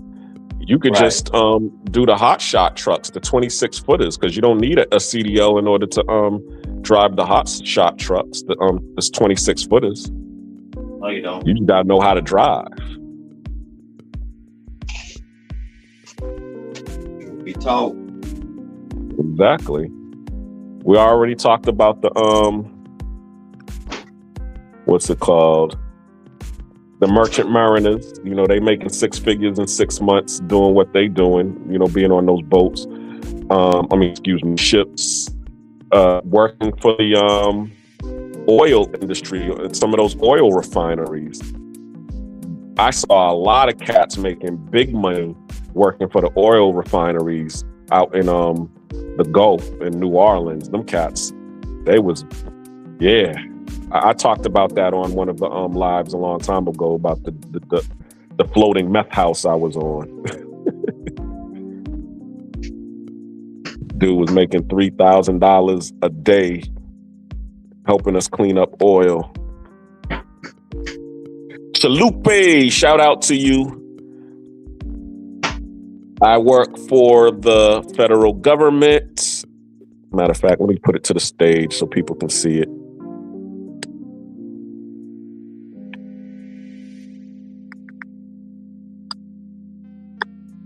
I now work for the federal government in the same job. I can retire in 15 years with a $7,500 a month pension in my TSP account that I don't really need to touch. And that's another thing too.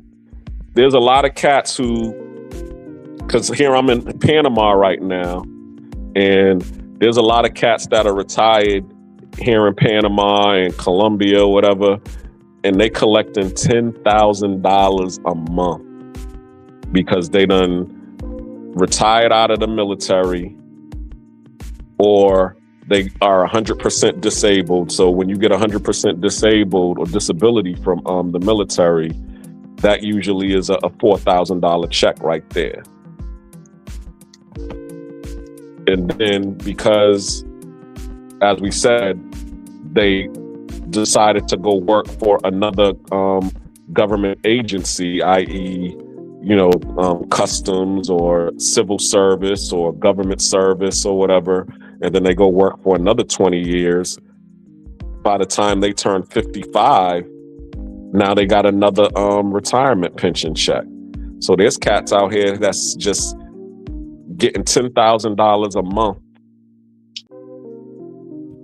doing nothing at 55, where there's some people, they don't work their whole life, 40 years on a job and have no pension. Or their 401k is so small that they got to go be a greeter at Walmart in order to be able to make ends meet.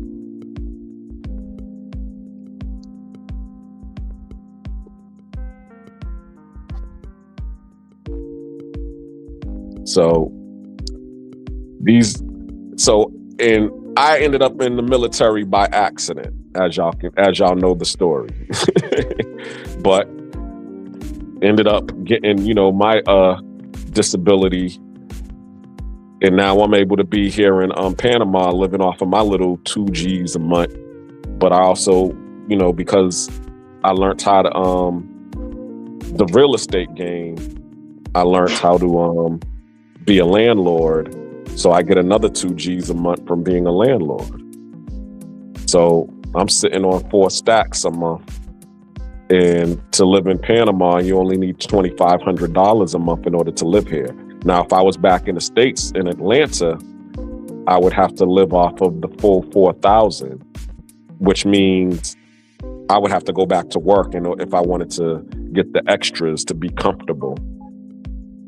But here, I can be here and live and be comfortable and still get the extras. And still save a little bit of money. So that's another, as I said, when I first started this discussion, who am I to be able to tell you all what about this? I'm not rich. I'm not the dude collecting 10 stacks, or I'm not the dude who done made $1 million, but I'm free.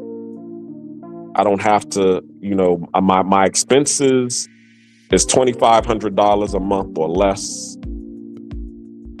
And my income is over $4,000 a month.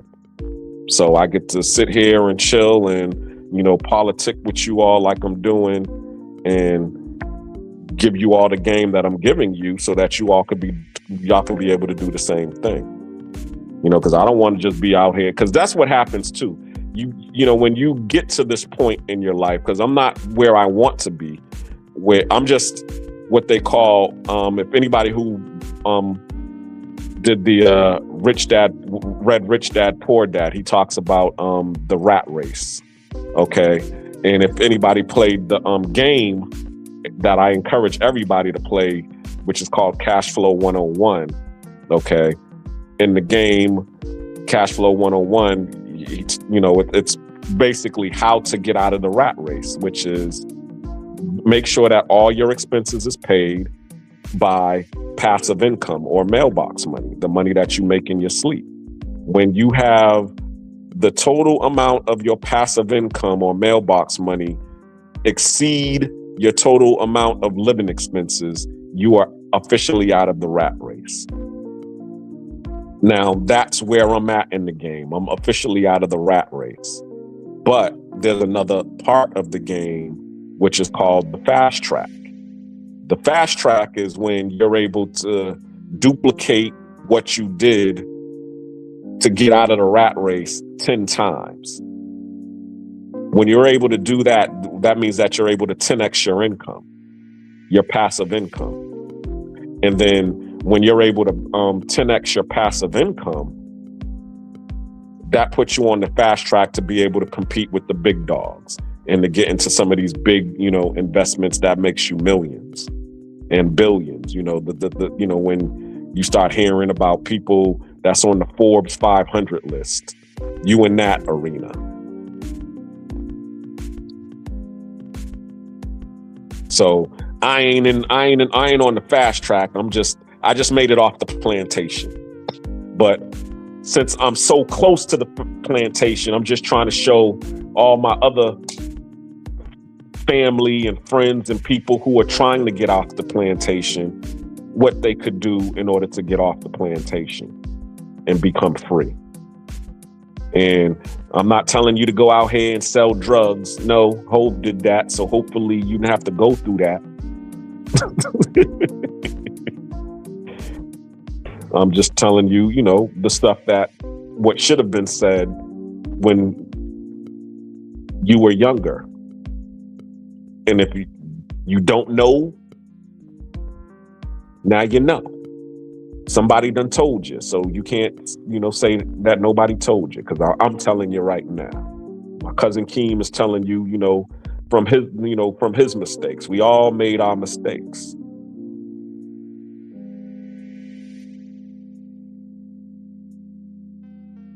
Well, Prime. The link needs to be what? For StreamYard. It is for StreamYard. What's going on? Hold up. Let me do it again.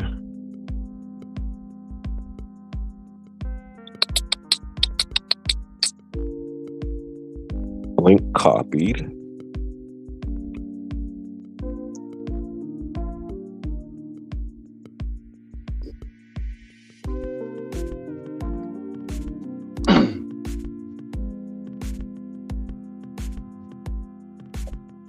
Yo.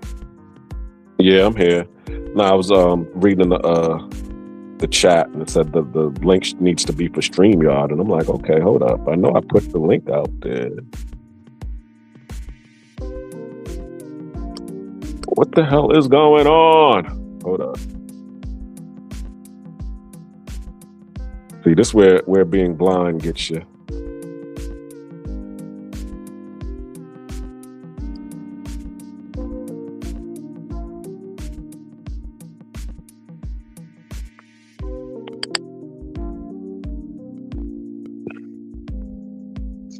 There we go. Can you see that? Did that pop up?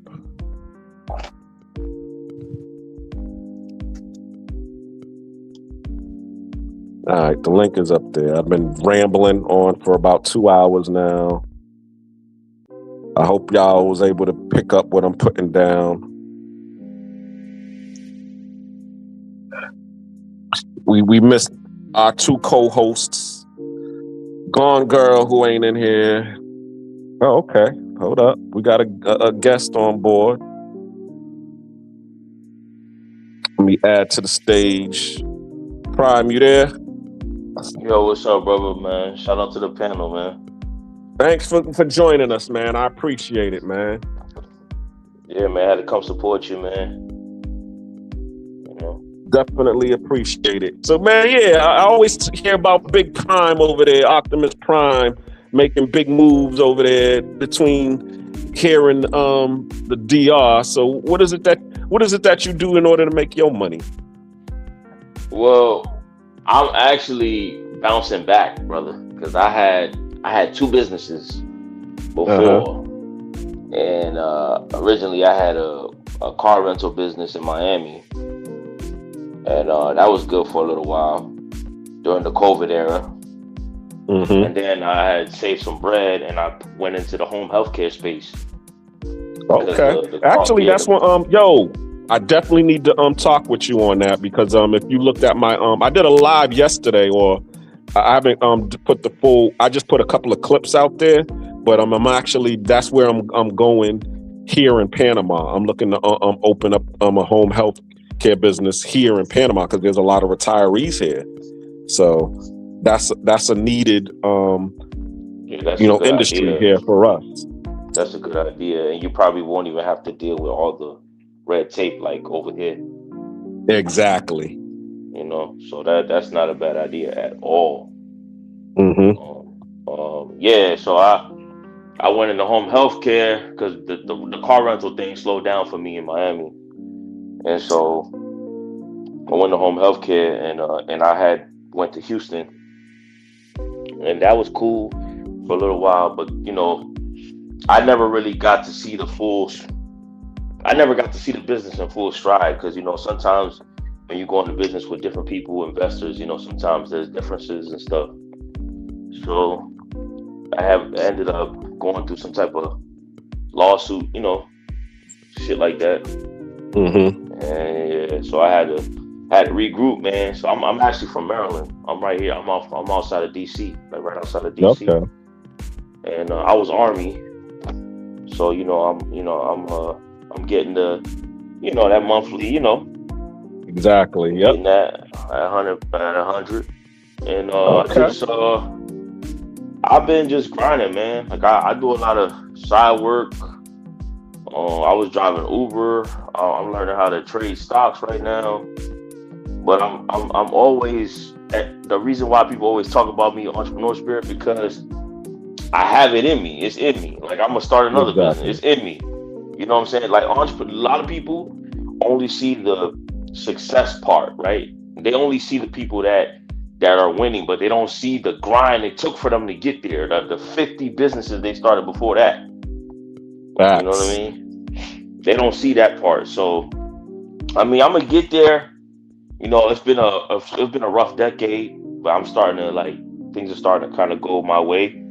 So I just gotta just stay focused, man. Because a lot of the guys in the space they know me because like I'm always giving game out on businesses that people could start or like investments people can get into, getting into like real estate over in the DR and stuff like that. Because when I traveled, it was because I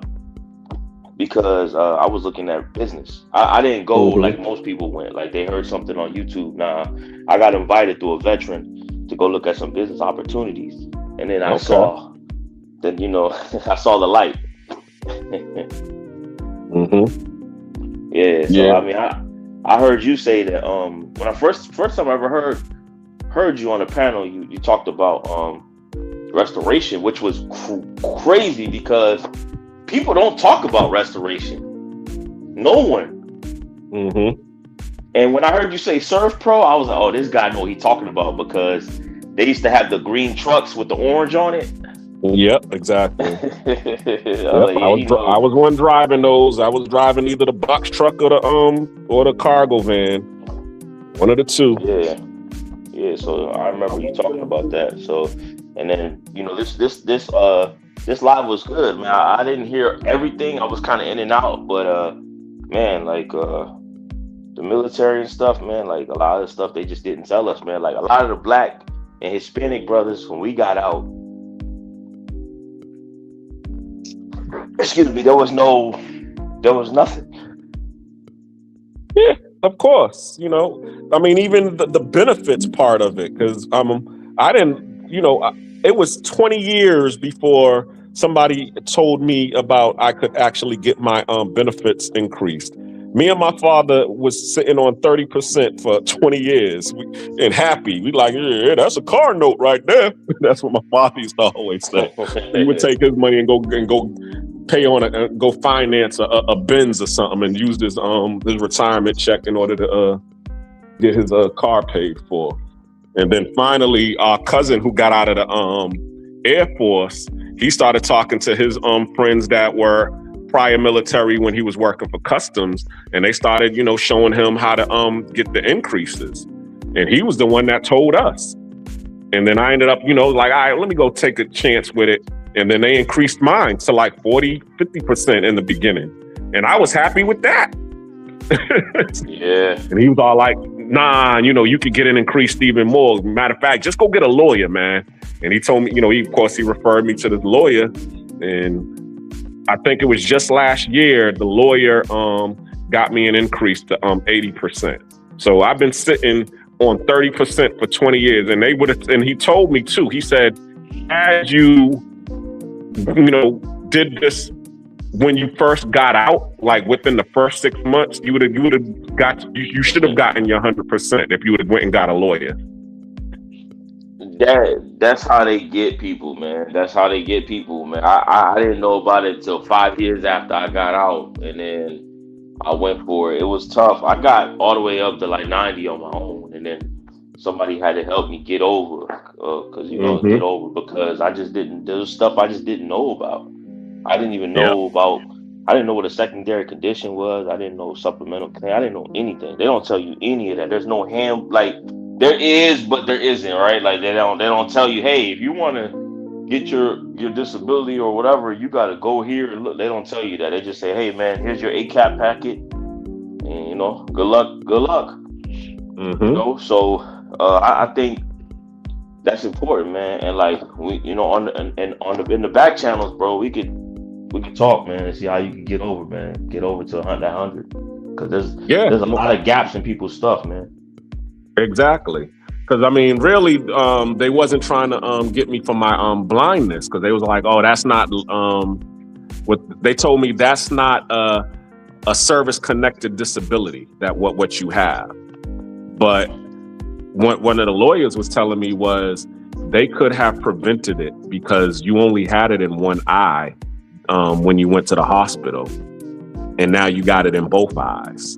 And they didn't do nothing in order to try to help you save it from having in both eyes. So therefore, they're liable for that. And I was like, word? So you're kind of like basically you legally blind, right? Like, Yep. yeah, oh yeah, they gotta, and then they might even have to, depending on how it's fought, they might have to backdate all the way from when, Exactly. Ooh, man, yeah, they might have to backdate that all the way from when they initially gave you whatever.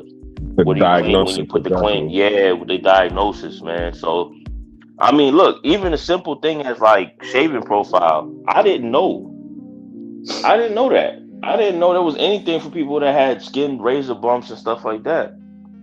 That's a huge deal. Yep.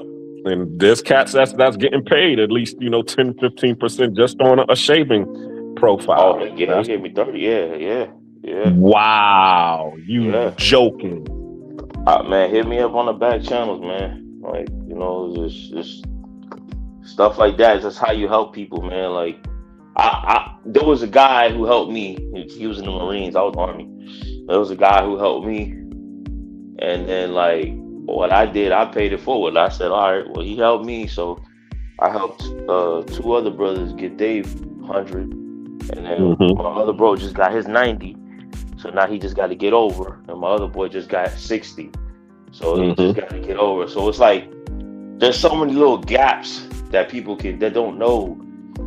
Simple things that's like CPAP, like snoring in your sleep. All those things you should be getting compensated for. Yep. Sleep apnea. Yeah. And you were in Japan. You probably got exposed to so much chemicals and stuff. Yeah, exactly. Yeah. You're gonna get over, man. Just hit me up, man, and I'll put you in touch with my people that help me. All right, much appreciated. But yeah, that home. So when you was doing the rental car stuff, was that through Turo, or did you actually have an official lot? So what I did was I was a broker. So at first I thought I was gonna go the Turo route, but my credit wasn't where it needed to be at the time, and I was like, all right, what should I do? So I took this course, and remember everybody was selling courses at one point. So I took this course, and then I ended up learning how to make, because I'm a relationships guy. I'm really good at that. That's something I'm actually good at. So I said, okay. I said, all right, you know what I'm gonna do? I'm gonna just start talking to all the exotic car owners in Miami. I'm gonna talk to as many as I can. I'm gonna go. I flew to Miami, and I went to every single exotic car dealer, exotic car rental I could find. So I went to all of them and I said, yo, you know what I'm saying? My name is Prime. This is what I got going on. I just want to, so I became a broker like that. I just started brokering for them. So what I did was I had my own company. So a company would give me a Lamborghini Urus, like a Lambo truck. They'll give it to me for like, at the time, at first it was $1,000. So they give it to me for $1,000. I rent it out for $1,200. I rent it out for $1,300. I rent it out for $1,400, depending on the weekend. And I rent it out for $1,400 a day. So I might be making $300-$400 a day, and those cars are 2-3 day minimums, right? So I'm making $300-$400 a day per car.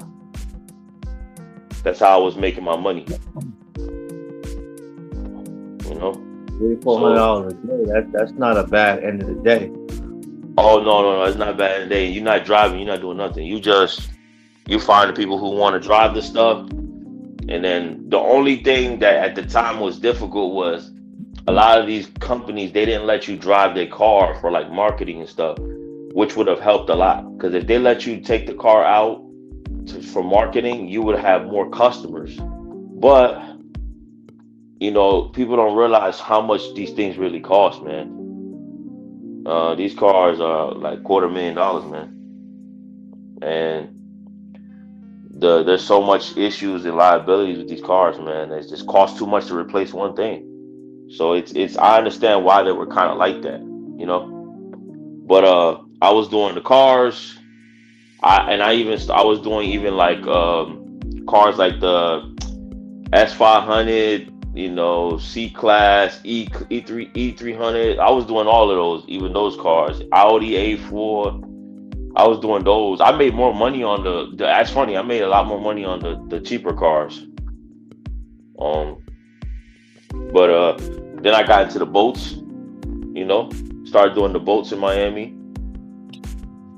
and Now, then the how does boats was that game work? Because it's funny. One of the girls that does my tours, she just showed me one of her friends who actually has a yacht out here, and she was saying, we need to get into that game. So I was telling her, well, I'm trying to build up my brand and my personality, so when people come to Panama, I could plug, the yacht parties or whatever in. But how do you get into that game? I did the same thing, man. I'm a relationships guy, so I met this girl. I think she was from Peru, no, Colombia. I think she was from. And you know, it's funny, man, because a lot of times people think like the Latinos and stuff, they ain't gonna try to look out for you. I made all my money with the Latinos. They put me on, so it's like it's just how you approach the situation, right? So she she had all access to like over like 400 or 500 boats. So I said, okay, look, give me some of the boats you got, like show me some of them, and I'm a book them. So I started booking the boats. Like I started doing the same thing.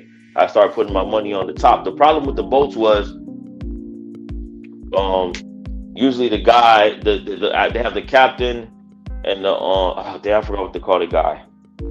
The First guy, mate. yeah. He would What they would do sometimes is they would try to steal your customers. They'll be like, "Oh, how much you paid?" They'll be like, "Oh, no, no, no, don't go to him next time. Come to me. You don't have to pay that." Because they don't realize I got to make my spread. So it got to Yeah, the they point with the they boats. undercut you. Yeah, it got to the point with the boats. I wasn't making that much money no more. Because remember, I'm going through another girl, and she's putting her price on it. So I said, okay. Then I started middleman, bro. Shit. Yeah, and then I started booking private jets. Um, I got with the brokerage company. They were in New York at the time, and now I think they're in Atlanta. I got with them, and pretty much I started booking with like what they have something called an open leg. So let's say Black Cleaner, you and Brother Keem, let's say y'all it's y'all birthday coming up, and y'all like, man, we want to fly to Miami from Boston. We never flew to Miami before. It's our birthday. We want to fly to Miami. I'm gonna say, okay, look, there's a flight going out of Boston on the third of the month, right? It's going on the third. It's going to Boston. Normally, that flight would cost you and him probably like $15,000, right? Depending on the type of jet, $20,000. But because it's an open leg and there's somebody that's trying to get to Boston, but there's nobody else getting on the flight, the seats are open. So now instead of you paying $20,000, you paid me $2,000 each to get on the flight. Oh, nice. So that's how I was getting my bread too. Because I was doing open legs. I was doing open legs and I was getting my bread like that. So there's so many things that you'll see on Instagram and you'll see people flying and all that. They're not telling you that they're doing open legs and this and that. They're not telling you that. You know what I'm saying? Yeah, exactly. The cheat codes, Yeah, the That's really all information. these things are, is just cheat codes, like how we used to play the Nintendo. Everybody knows Yeah, the damn man. cheat codes for Contra. Yeah. So yeah, that's what and then when the that was good for a while. I started booking suites at the Miami Heat Arena. At the time it was American Airlines Arena. So I started booking suites for people up in the Bacardi Lounge in the VIP level. I started doing that. Okay. Yeah, I did it. It was a lifestyle company, so I did a little bit of everything, but the cars was like my main thing. And then that started slowing down because during the pandemic, a lot of I'll be honest with you, a lot of my clientele they were kind of the fast life people. Mm-hmm. Got you. Yeah, and you started noticing, hey, what happened to so and so? They're like, oh, you ain't here? Oh man, he up the road, man. They got him. They got him somewhere in Schenectady or something. They'll say some crazy place. I'm like, oh man. So, I started like putting some bread up, and then I said, all right, this is slowing down. I gotta do something. And then I heard about home health, and I met this guy. He was interested in the car game because he had some Rolls Royces and stuff. So he said, hey, listen, how much you want me to pay you to teach me how to do this? I said, no, listen, what do you do? He said, oh, I do home health, blah, blah, blah. I said, how much, what's the numbers? And he told me the numbers. I mean, you could, at a good home health business, man, you could make 7 figures easily. So he was like, tell me what he was making and stuff. So I said, look, don't pay me nothing. I'm going to show you, and you show me. You know what I mean? And so he showed me how to kind of get that going, put me in touch with the right people, and I started that in Houston. Okay, so is it still going or? No, I got sued. I had a lawsuit, man. I sold the company. Okay. I didn't get the exit the way I wanted to, because usually you sell a company when your books are good, everything is going good. I had to sell my company before I even started really getting revenue, but it was worth something because I had the licenses. Like sometimes you'll have what's called providers. So you'll have like my company. I had Blue Cross Blue Shield. I had Amerigroup. I had Aetna. The providers, insurance providers. So that makes your company worth. Yeah, I had the VA. So that makes your company worth more when you have more licenses. Okay. Yeah, because as I said, I've been talking to a couple of peoples, and they definitely want to do it. I was trying to do something where I could actually have a satellite where the people, I could have a home in the States, and then the people who are at the home in the States, when they feel like it, they could come to the home over here in Panama, you know what I'm saying, and be over here. And I'm still getting the check for, them being, in my circle, in my circuit. If that's the case, right? Because I haven't been to Panama. But if that's the case, what might save you the headache is if you just open up a veterans clinic in Panama. Okay. What I mean by that is, I'm sure you know about the foreign medical program, right? Yeah. FMP, yeah. Yes, yeah. You can open up your own foreign medical program, and you just got to figure out how to get licensed and stuff. But you can open up your own foreign medical program in Panama, and then you can just start getting vets to, come to your clinic and get massages and get therapy and get all the things that you would get if you went into like not like a full service VA, but like a wellness place. Mental health, therapy, because they got places like that already in the DR. So there might be a market for you in Panama, and the margins are good. The margins are good, bro. All right, so I'm glad that you came up, because I definitely want to. I told you we had a meeting yesterday. If you look at some of my shorts, we was actually talking about that. I already have a partner who wants to do, some of the stuff, but she was talking about non-medical services. But you saying that we could actually do the full spectrum, the medical services too. Yeah. You could do the full. You could do that. I know some people who just opened another clinic in the DR, and man, I'm telling you right now, the margins and the headache. Like, I think home health comes with a certain type of headache, and on top of that, I don't know what the regulations are between here and Panama. So I would prefer, if it was me, I would do it in Panama. I read that Panama has one of the largest expat communities in the world. So there's so much money right there.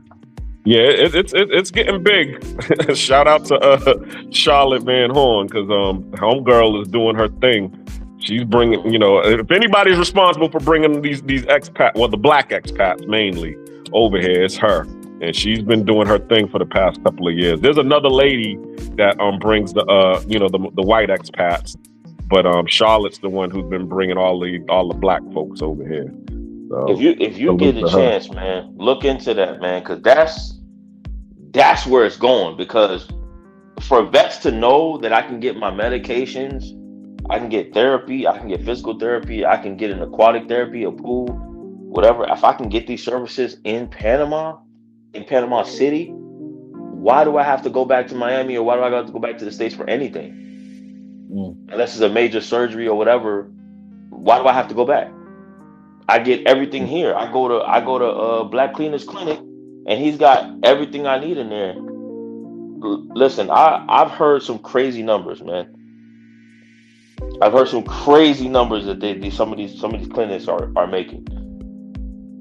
You know, so. But the question is the startup cost, the buy-in, and if you was to do that, well, you know something, I'm going to do it. I'm definitely. I don't even want to say less. I don't even want to speak on it. You know what I'm saying? Because I want to actually, you know, talk with you on the back channels so that we could definitely make something happen here. Because I was already, you know, doing it. We was trying to find a location. I was going to start with just doing the mobile nurses, you know, just making house calls and having them go out, and then create a like you just said, have a house where I could actually facilitate some of the retired and disabled people here and just do a home health care, and then, you know, scale from there. But the way that you're talking, you're saying having a wellness clinic, that would be dope. Yeah, because that would be good. What I'm noticing here, like I was just talking to a guy who came to my house, and he said he was in the he actually owned the gymnasium here before they what's it called, Planet Fitness came to Panama. He's been here for about 30 years now, and he was saying like you just said, the influx of the expats is starting to change the game. But the thing about here with the gyms is, you know how you go to LA Fitness and they got the jacuzzi, the swimming pool, the sauna, in addition to the classes and the weights. They don't combine spa and gym here in they're at their spots at Planet Fitness, and just got the weights. They have a Smart Fit, but the Smart Fit, they only got like a tanning booth and a massage chair in there, and it's just weights. You see what I'm saying? They don't got no pools. They're like, yo, you know, that's spa. Go to the spa. Go get a day pass from all these hotels that got spas here. Go to the spa. Go do a day pass. Well, now you just struck another thing, right? Because you could start. It's funny you said that, because you could start lower with the lower entry as far as finances, because you could do what you said with the home nurse thing, but for the vets. Yeah. And then you could get that and so you could actually have the nurses and the caregivers, the massage therapists, you can have them just go to the vet's crib. Yeah. Until you start running up a bag to where you're like, all right, I got that part down. Let me try to see if I can get money down for a clinic to at least get a pool and a weight room and a gym, just so people can go and chill. Yep. And there's a lot of things that, you know, I'll tell you, like, you know, off the internet, but like there's a lot of things that you could do, and there's a lot of brothers that's working on stuff like that, man. I know a guy who's working on one in Colombia. You know, you connect you with him. Like, it's just so many people that are working on stuff, and they have more information than I do, of course. You know what I mean? Yeah.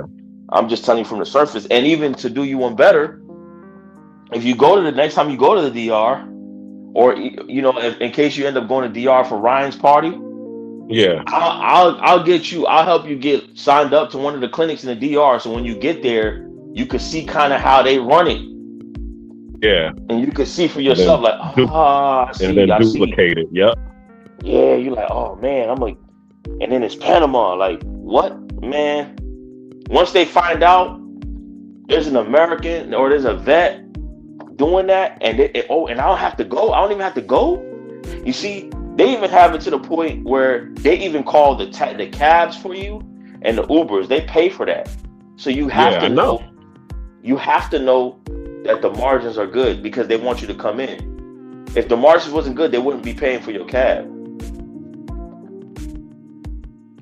You see what I'm saying? They wouldn't be paying for you to come in. So, you know, that stuff that we could talk about, you know, behind the scenes. But yeah, they cooking, man. So you cooking, man. You in the right place, bro. You just gotta focus on the vets. You gonna get the money. Yeah, because that's what I was trying to say when I was at my meeting yesterday. Because here in Panama, all right, of course, the mainstream market is controlled by, and that's one of the things that the brother was saying. He was saying the people who control the mainstream market is the Colombians and the Venezuelans, the Arabs, the East Indians, and the Chinese. And, of course, you got your Americans and your Canadians that's up in there, mixed up in there as well. Black folks, we either in the underground economy or we're in tourism or we're consumers. That's where we're at. And there's so much money that's flowing in the mainstream market, but we're not doing the things that needs to be done in order to tap into that mainstream market. But if we did, it would, number one, it would require us to, work together, like what you're talking about. Okay, all of the Black vets, supporting, this FMP wellness clinic, and then everybody else will follow. But also, too, us getting together to legitimize the business, getting all of the paperwork and everything in order to get it to be above board. Okay. So let me give you a quick example. You guys are a little bit older than me, right? I'm 34. You guys remember like Public Enemy? Yeah. So they had a guy in Public Enemy. He was the Minister of Information, Professor Griff. I'm sure you guys remember, right? Yeah, I met him because he lives in Atlanta. But yeah, go ahead. Okay. So this is the thing that people forget. Every team needs a Minister of Information. They need a guy to go get the info.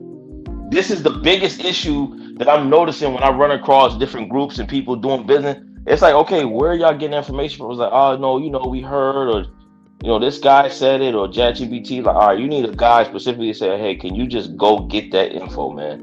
And then you bring it back to the group and we sit down and we chop it up, we dissect it. Because that is so important. I remember the first time I even heard the term Minister of Information, I said, damn, that's fire. Like, people having that one guy. I mean, everybody's going to be looking for information, but that one guy that we like, all right, we know he going to have something for the table. When we sit down on Friday, we know he got something for us. Right. I like that. Yeah. I like that a lot. You like that, right? Yeah, bro. Yeah. Bro, I like it a lot because that makes me relate that to basketball. With years of analogy of the sport, someone sat down and figured out you need a big three. Ain't no team won a championship without a big three. Ever. And that's the same analogy to what you just broke down to me, dog. Yeah, bro. It's so much. It's like what Black Cleaner has right now. He don't, man. You will be. I'm talking about. You don't even believe me, bro. Your first year, you're not even gonna believe me how much money you can make your first year. You're not even gonna believe me. Especially if vets, because vets don't have a color. Exactly. Vets, everybody gonna be like, where, who, we going? And I don't have to go. I could be in the crib and have the lady come and massage me and bring the little bed and everything and massage me at the house. Oh man. And then you start throwing like, monthly gatherings and stuff. This is what they do, man. I gotta show you what they doing in the DR, man. Okay. Yeah, you go to the DR, you gonna say, man, okay, I if I bring this back to Panama, it's over. Yeah. It's over with. With your twist. Great. Yeah. As I said, we definitely gonna have to talk in the back chat about this. So I'm definitely gonna hit you up because I know you're in the trips group, right? Yeah. Okay. So I'll hit you up on that so that we can talk about this. For sure, man. That'll be better and less headache and more in your alley and still being able to help the community because you're gonna have a lot of Panamanians working. you're gonna have to create a lot of jobs. Exactly. You That's know, pretty much massage therapists. Yep. Because I actually got a girl right now who's she's starting her salon here in Panama, and she's actually going to school to get certified for podiatry. And I was showing her some other stuff in that. I was all like, yo, because you know, you'd be surprised how many people are going to the podiatrist, you know, for foot care, whether it be an ingrown hair or even their Achilles heel for rehab. Because I remember one of my roommates before I moved to this spot, he ended up having some problems with his Achilles tendon, and he had to go to the podiatrist. And I was like, yo, there's some money in that. Yo, definitely, we need to hurry up and get this salon open. So yeah, man. It's funny how it's funny how there's money like medical is often overlooked, but it's funny how there's money in these places that people would never think of, like cleaning. Like you brought that up so many times, and it's like people ain't listening. They're exactly. You've been telling people like, yo, this, and you were saying one time, you were like, the industry is wide open, and the white dudes is getting all the bread. Yep. I was going because I was going to those conventions. I went to like 2 or 3 conventions because I was a part of, you know, on Facebook, they got a lot of cleaning Facebook groups. So I would be going into the Facebook groups, and all I'm seeing is a whole bunch of white boys. It'd be like maybe 2 or 3 black cats. And it was and I would be one of them. And I'd be like, yo, there's no black you know, union or cleaning group. And they would, and the white boys, as soon as I would say something like that, they'd be like, "Oh, he's being racist. We're all cleaners. God damn it! Why are you here?" And I'm like, I'm just saying. I mean, I'm just trying to see where's my corner. That's all I'm trying to figure out. How you start bringing all that racism over here? And I was like, okay. And then I ended up going into another dude's, and he was a black guy. He had his own Facebook group, but he was kind of on that Republican type of mindset. I'm not gonna call my man. He was real cool, and he was like, "Oh, you need to chill out with all of that, you know, racism, pro-black stuff, man. You need to chill out. We're not trying to be on that." And I'm like, "Yo, I'm not trying to be on no." What I told him, I said, just because I'm pro-black doesn't mean I'm anti-white. And he was all like, "Well, fine, just go start your own group." And that's what I did. I ended up starting my own group, the Black Cleaners and Restoration Group, and started recruiting, you know, a lot of the black cleaners. If somebody didn't know you and they heard you talk, I could see how they could perceive that. Mm-hmm. You know what I'm saying? Because like sometimes when you talk, it feel like you up there saying UNITY, like you sound like you really with that. You feel me? Like, you know what I mean? I get it. I respect it. You know what I mean? It's just now we're in a place where it's okay. You know what I mean? It's all right to say, yeah, I'm black, I'm unapologetic. But some people that might want to spend money with you or do business with you, they might be put off by it, right? I was telling somebody, like, because they kept saying the black man travel. I'm like, bro, there's Hispanic, there's white people listening to you right now. You're alienating them. You know what I mean? I get you on that one. But the funny thing is this: because here in being, you know, because we all live been in these Latin American countries, they can get away with it because they speak another language. The only reason that we are not able to get away with it is because we're speaking English where everybody understands what we're saying. Exactly. That's really what it is. Because I mean, as soon as they start talking, you know, in their language, the Latin Americans, and they talk about la raza, you know, improvement of the race, they basically saying the same thing that I'm saying, but because they understand, you know, we all understand what I'm saying. Now you can, what's the word? Denigrate what I'm saying or villainize what I'm saying. Yeah. I got you. But at the same time, too, as I was telling people, the reason that they want to villainize what I'm saying is because we as Black people are the primer for their engines. They already have their people's unity, okay, which is the way that they're able to have stability in their okay, if you already got the support of your family and your friends, okay, what happens when you have a whole new sector of people coming to support that you don't even consider? That's the way that you make your millions. And that's what happens with a lot of these other groups. They'll have the Jews support them, but it's when the way that they get rich is when the Black folks come to support them. Same thing with the Chinese. The Chinese already have the support of the Chinese people, but it's that extra money of the Black folks that come in and support their business that makes them rich. So that's all I'm saying. And when we create our own business, who's supporting us? We barely get even the Black folks to support us. To support, yeah. Yo, but hold up. Yo, that's so foul. That is so foul because you want to be like us. You want to take our rhythm and our dance moves and steal our soul, but you don't want us. You don't want to see us grow. Yo, like, how is that even possible, yo? Like, how are we? We are the shit, bro, and I'm not gonna stop saying it. But see, what you fail to understand, Keem, adapting to hip hop and adapting to our culture and want to be a part of our culture. Hold up, bro. Let me finish. You niggas talk so much. Let me finish.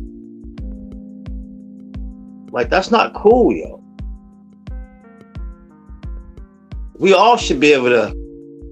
I can't say that this should be a damn soul food restaurant in every corner of the world. There's damn sure a Chinatown in every corner of USA. That's just getting old. How I fuck with you, but you don't fuck with me. I'm starting to feel some type of way about that, bro. Hard. Now I agree. I agree with you. But as I was about to explain to you, money is like energy. And if you know the law of energy, okay, energy is neither created nor destroyed. It simply transfers from one place to another. So, meaning, if all of us have a certain amount of money circulating, okay, if now I become a producer of what you are producing over in your corner of the world, like as you said, the Chinese food restaurant. Now I got the soul food restaurant.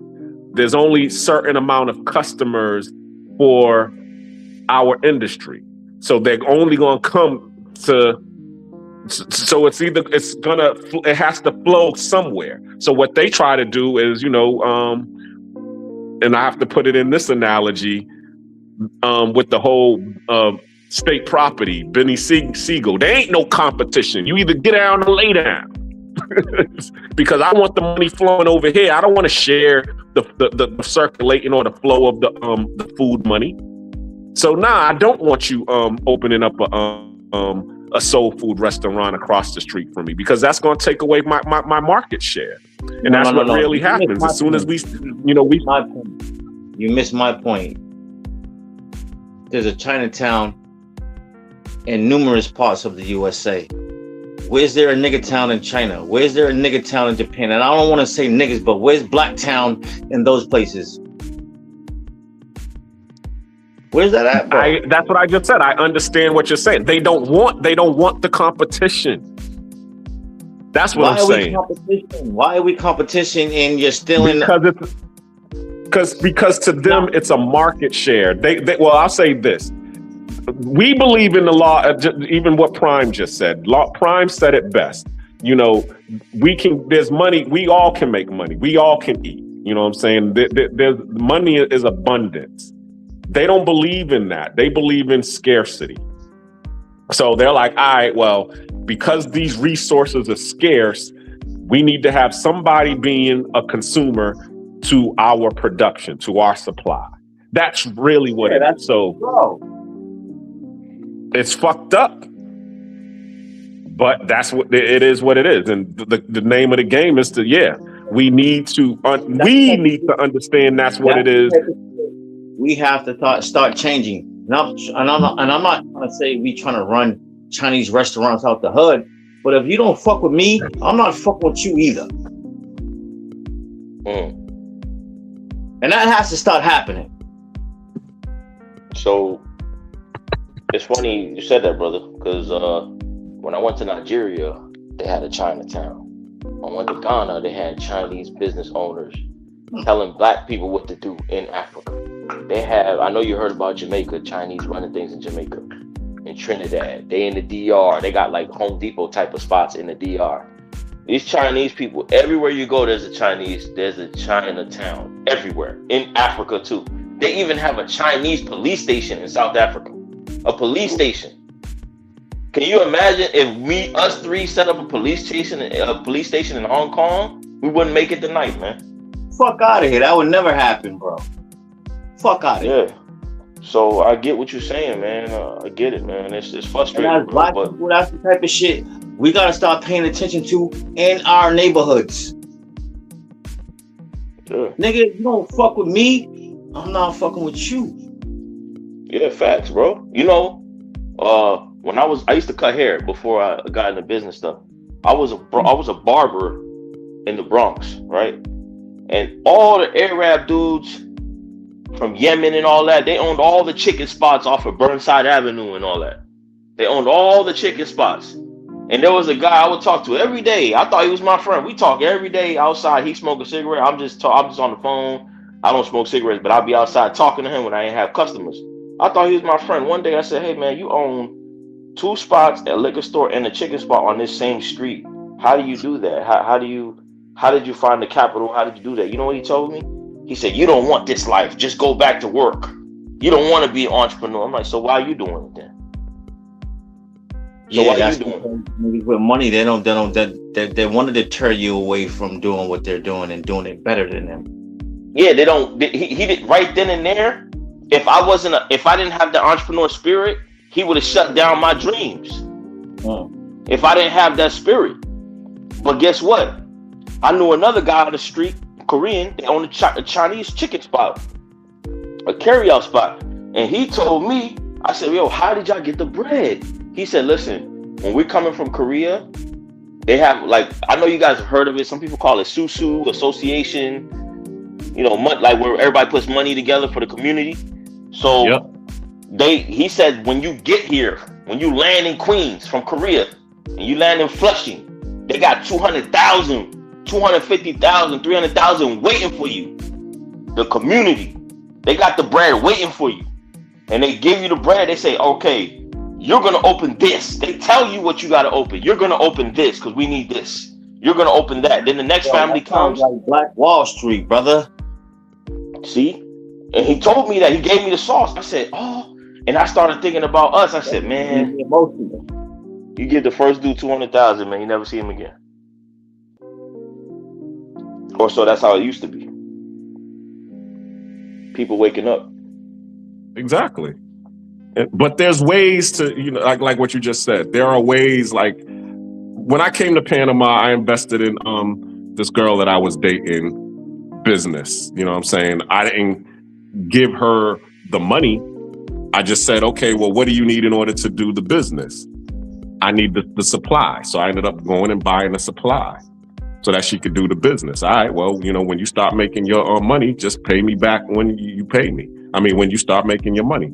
So there's and I got that from my brother because my brother Nick, when he was in Boston, he was doing the pest control, and there was a guy who was doing a conversion on a brownstone, and he converted the brownstone into 4 units, 4 condominiums, and he wanted my brother a part of it. And my brother was like, yo, I ain't got the dough. So the dude was all like, don't worry about it. and he was connected, into one of them groups, and he made a phone call, and he said, "All right, I got this guy here who I want a part of the organization, but he needs a loan." So they loaned him, it was like $10,000-$15,000. It wasn't that big because it was still in the 80s when he did it. And of course, as you said, my brother was all happy because he was about to receive the $15K. And the brother looked at him. He said, "Nah, you don't touch the money. This is, you just put your name on this dotted line and we're going to give you the unit. And what you do with the unit is up to you. But the money comes to us." So that's the key on how to, do these things is what you said is like, okay, we don't have to necessarily give the person the $200,000. We just tell them, do you want to do this, this business over here? Do you find this to be worthwhile? And if they say, yeah, all right, we'll sign your name here. We'll handle all of the back channels on it. And then when we tell you to go, you get to work. That's how they do it. That's exactly how they do it. I was kind of cutting corners when I was telling it, but that's how they do it. Right, and they know anyway. They know you're not about to run off on it anyway, because they know exactly that's not how they get down. One thing we're going to do on Nate Real Talk, we're going to talk real always. Facts. Don't ever hold anything back, bro. We don't ever want you to hold anything back. Speak your mind. Even if you feel like, of course we got to watch our delivery of words, but don't hold no punches. We don't want no punches hold ever on this show. So please always keep it 100. Prime been in this space for a minute. He's an OG. So Prime always, and anytime I talk to Prime got some gems. So I always respect when he gets on the panel. Yeah, I love it. Like I learn from everybody, man. I'm here to learn. Like I learned so much, bro. Even in the back channels, I've gotten so much game. Just like how we're talking about the stuff you're about to get into, that's all from just back channels, talking to people, learning what's going on, and patronizing their businesses. Yeah, and see, that's another thing too. Being in this, like Charlie Chan says, being in this thing of ours, I get to meet a lot of people, the movers and shakers that are really doing some good things, like Unc Jay and Miguel. Good to be able to go to Cartagena and actually see what they built over there in Cartagena, that boutique hotel, or even just to hang out with Miguel here in Panama. That was fire, to link up with Ryan here in Panama and to be able to go out and, to see how he does things on the YouTube streets. And DCPRT, everybody, when they came to Panama, they looked me up, they showed me love, and we was able to go hang out and, break bread and, talk some game. And I see how they're moving, and I'm like, yo, I found my tribe. That's what the thing that I do love about you all. You Prime, Misha and Rainier, Ryan, PRT, Ronan, both Ronans. I'm not excluding none of them. Yeah. I love this. Charlie Chan, Tam, everybody, Shouts to everybody the Black Cleaner is mentioning right now. Exactly. It's crazy, how travel POV, got to put that in there because if it wasn't for the intro, I got to give him shout outs for that intro that he gave me.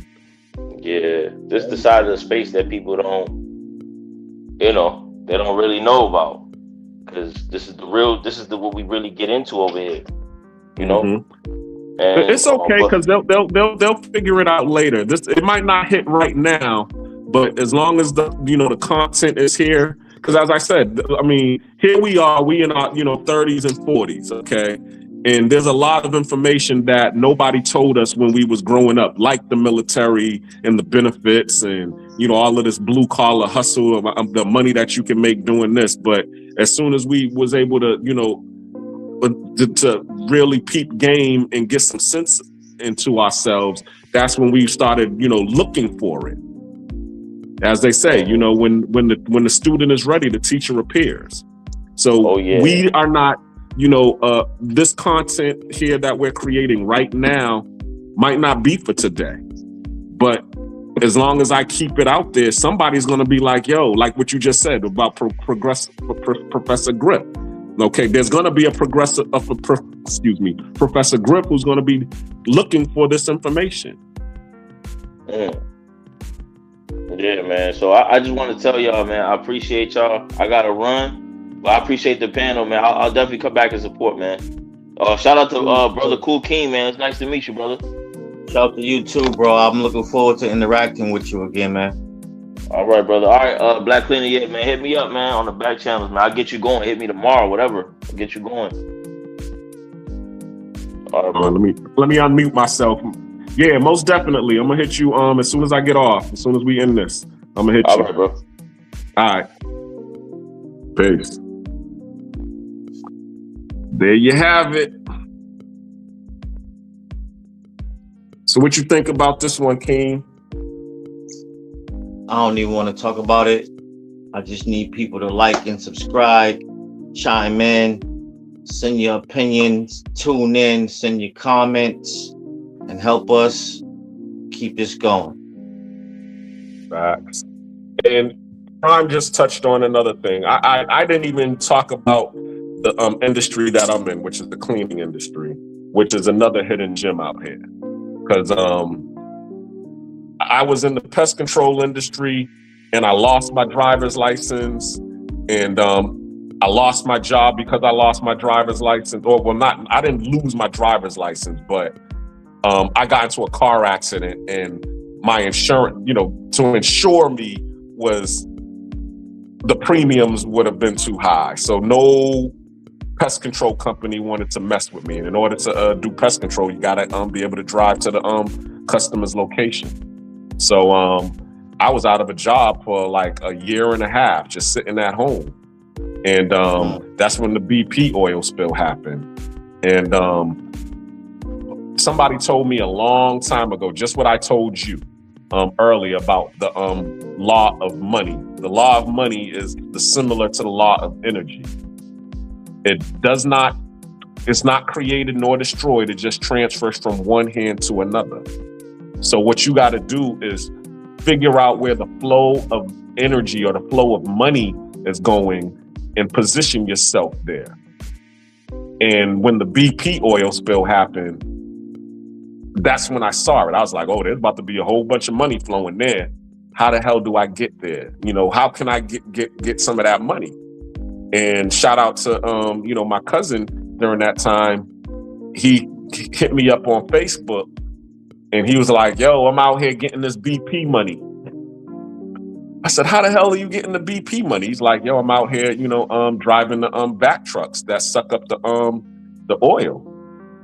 I was like, word? He was like, yo, this all you got to do is go get your hazardous, it's called a HAZWOPER, Hazardous Waste Operation Emergency Response card. And it only takes it's only a 40-hour class. Anybody knows what a 40-hour class is? That's just a week course, 8 hours. You take the test, you pay your money, they give you your certification. As soon as you get your certification, you can get hired to be a technician or whatever to go to work. So I took his advice. I went and paid, I had a little bit of money. So I paid the $500, took the course, got my certification. And then he told me, yo, come on down to, what's it called? He told me to come on down to the Gulf. He was in Alabama during that time, Mobile, Alabama. So I drove from Atlanta to Mobile, Alabama. And he took me to the agency where he was working at. They told me to stick around. And I waited 2 days and they hired me on the third day. I did a drug test. Of course, I don't drink or smoke, so that was nothing. I showed them my HAZWOPER card and they had me on the next, they gave me a rent-a-car. They gave me, $16 an hour plus $60 a day per diem. They paid for my hotel. And they had me working 7 days a week cleaning up the oil. That's what started it. And then when I got home, somebody was saying, well, you're not in the oil refinery area, but you can do the hurricane cleaning, the hurricane cleanups. So I went and got my certification for water damage restoration, which is a 3-day course, only $400. And then once I had that certification, I was able to get on with Service Master and Serve Pro and all of those. And from then, I've never ran out of work. I've never not needed a job after that, after I got those 2 certifications. And then what I didn't notice was right down the street from my house in Stone Mountain, there was the Clean Harbors office in one of the industrial parks right around the corner from my house. Clean Harbors does the what I was doing in Mobile, Alabama.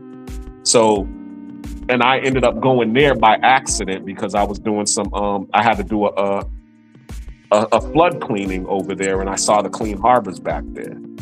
And I was talking to a couple of the guys, just that was out on a smoke break, and they was like, yeah, there's plenty of people here. Now, we don't, of course, we'll do some of the highway hazardous waste because, they'll have a couple of oil tankers and that will get into accidents, and they'll send us out in order to clean up those oil spills. But for the most part, the guys that cohere, we send them out to the Gulf.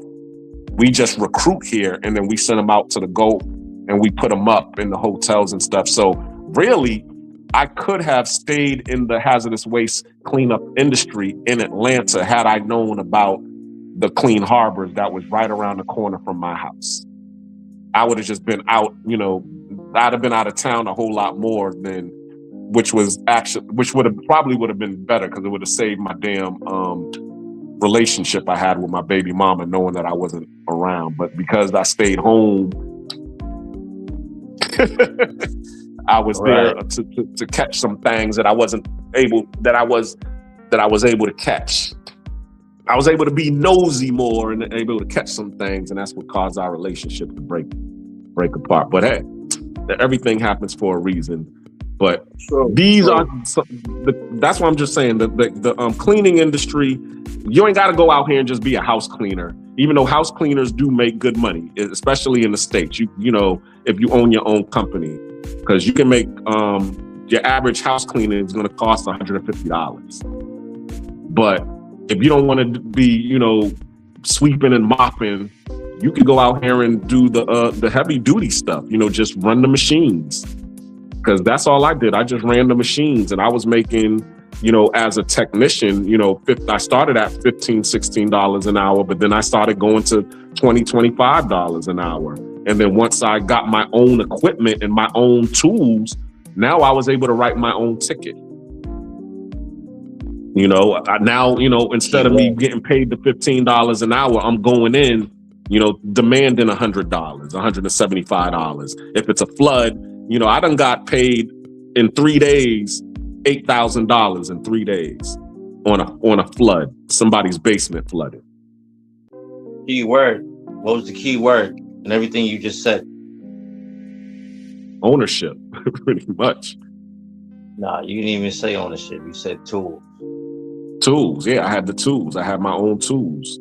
I owned my own tools. I was no longer a technician.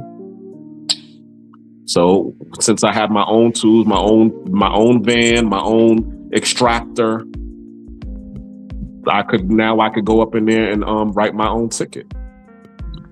And because I got the training from the people who do it every day, and I was doing it to standard, everybody loved it. Because it was no different. And and you'd be surprised how many people do support you. When they see that you doing something positive, and it's something that they don't want to do. Because there was a couple of Chinese people. If I'm doing something positive, I said I would hope I would get support from my peoples if I'm doing something positive. Yeah, especially if it's something that they don't want to do. Like, I remember the dude, there was a Chinese dude, Mr. Lee. He owns the liquor store in Atlanta, not Atlanta. It's on Rock Chapel Road, 124 Liquors. All right. He lives out in Alpharetta in Georgia. Okay. His house flooded. Well, his basement flooded. he put me on to do the flood for the basement. You know what I'm saying? See, that's when the other people will support you. You know, the foreigners will support you. When you're doing something that's a utility that they ain't trying to mess with, and you're not being competition to them. And if there's nobody in their in their circle that's doing it, that's when they'll support you. So not, you know, all of his peoples, they in health and beauty. They're in, as you just said, they're in, they own liquor stores. They own corner stores. Ain't none of them doing cleaning. Ain't none of them doing restoration. So when, and because, you know, I done went up in his spot a couple of times and bought some, you know, even though I don't drink, you know, there's been times I had to go up in there and buy some champagne or buy something for a party or whatever. He knew me. So as soon as his house flooded, I got the call. And he had a big house. I mean, his basement was the size of my house. You gained that off of network. Exactly. So it's not that, you know, the people are pro, I mean, they are pro them, you know, whatever race they are, Chinese, pro-white, pro-Asian, pro-Indian, but they do support. It's just that if you're in competition, they're going to go to them first. So we just got to do the same thing. Take a page out of their book. We do support them if they're doing good service, but we need to support ourselves when we got the service. Yeah, we got to support ourselves first. Yep. But also stop being consumers and start being producers. And if that means momentarily cutting ties, we're not saying we just gonna not ever fuck with you again. We just gotta go focus on us, and we just gonna need you to respect that. Facts. Because charity starts at home. Listen, people, we are live every Monday at 8 o'clock. Real Talk with Nate, the Black Cleaner. Please like and subscribe. Like and subscribe. Yeah, so we can continue putting gems like this out. You know, I really feel that this was very informative. There was a plethora of information on this live that Keem, myself, You could just say plethora. Yes, of information we put out. No. I'm definitely gonna clip this up because I know there's gonna be plenty of clips on here. I wish, you know, Gone Girl, Fatima, Monique could have been on here to, you know, share some of the information. But hey, like listen, anything else, it's been the fellas holding it down now. Not saying that nobody's pushing that narrative, but we want females on the panel. Also, we want females' opinion. This ain't just about males. This is about people. I don't care what race, creed, color you're about, male, female. We're gonna get into some things. We're gonna talk about some things. Yeah, we are. But we do need some females on the panel. And those that have showed up, and if it comes a time where there are other females showing up, don't be mad. Show up. show up and show out. But yeah, I definitely appreciate us politicking like this tonight. We done been on here for 3 hours and 28 minutes. You and I in the beginning, we had one person show up to come on the panel, show some love tonight. Highly appreciated. Shout out to the people in the chat, Travel POV, Prime, DM. I can't even say his name. I don't even want to butcher his name. You want to see if there's anything there before we tune out? Chalupe, thanks. Damn, Chalupe said he'll be 51. Hold on. You still there, Chalupe? You should get on too, man. I want to hear what you got to say. I know you, but we're definitely gonna revisit this money making mindset. This is actually us spinning the block on that, because when I first got on doing the live Real Talk with Nate, that was our first topic, because we was talking about, why don't the people who is hustling, what I'm saying, why don't they learn how to get out and do the positive thing? So this is always going to be one of the topics, because I love talking about how to get free, and how we get free is ownership, is being able to also what they call professional development or professional education. One of the things that I learned by reading Rich Dad, Poor Dad is that there's 3 types of education. There's academic education, which you learn in school, college, professional education, which is your career. And you don't learn that in school and college anymore. You learn that either in the street or you learn that on the job, OJT. And then you have financial education. Once you make the money, how to what do you do with it? Prime touched on it a little bit. He said he talks about trading, that he's doing a little bit of trading. Shout out to DCPRT. He actually has a channel that touches on trading, swing trading, and day trading. That game is an excellent game to get into, because I know plenty of people, that's all they do every day.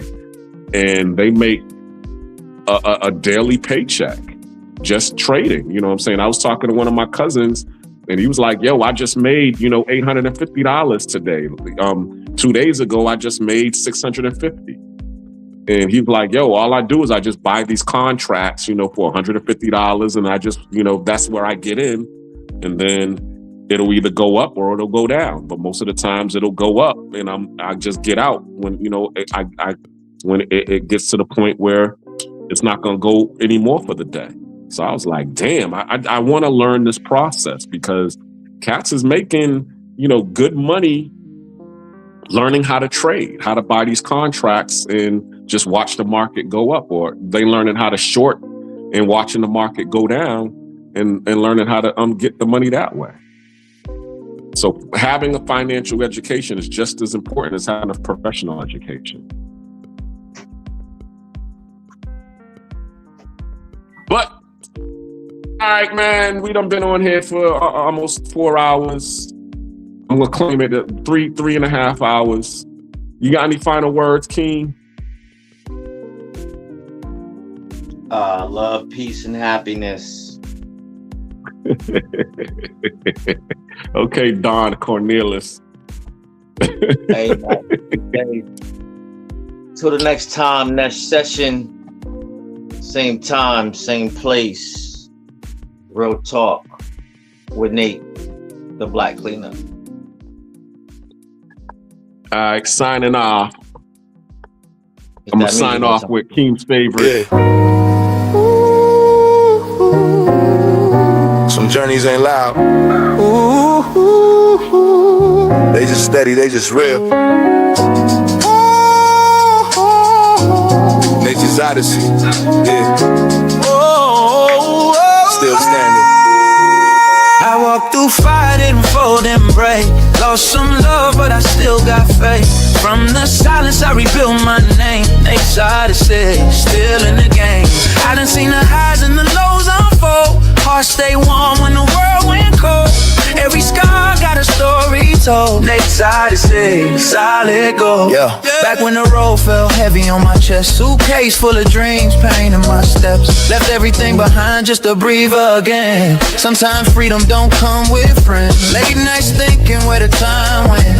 Love got distant, heart got bent, but I ain't crumbled, I just adjusted. Real men rebuild what's disrupted. Panama breeze with a silent mind, trying to leave the past behind. But growth don't come if you stay the same. Some Sometimes you gotta walk through rain. I walk through fire, then fold and break. Lost some love, but I still got faith. From the silence, I rebuild my name. Nate's Odyssey, still there in the game. I walk through fire, then fold and break. Lost some love, but I still got faith. From the silence, I rebuild my name. Nate's Odyssey. Ain't no shortcuts in this life I live. Every lesson cost some, had to give.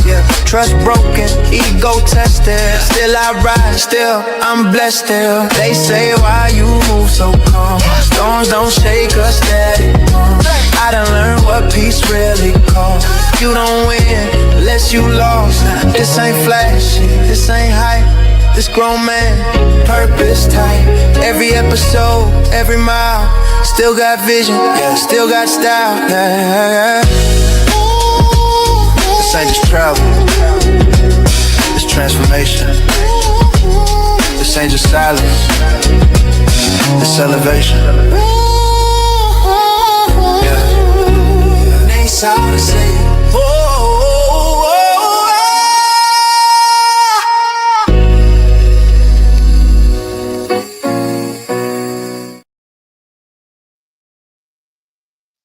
We out. Peace. Till next time.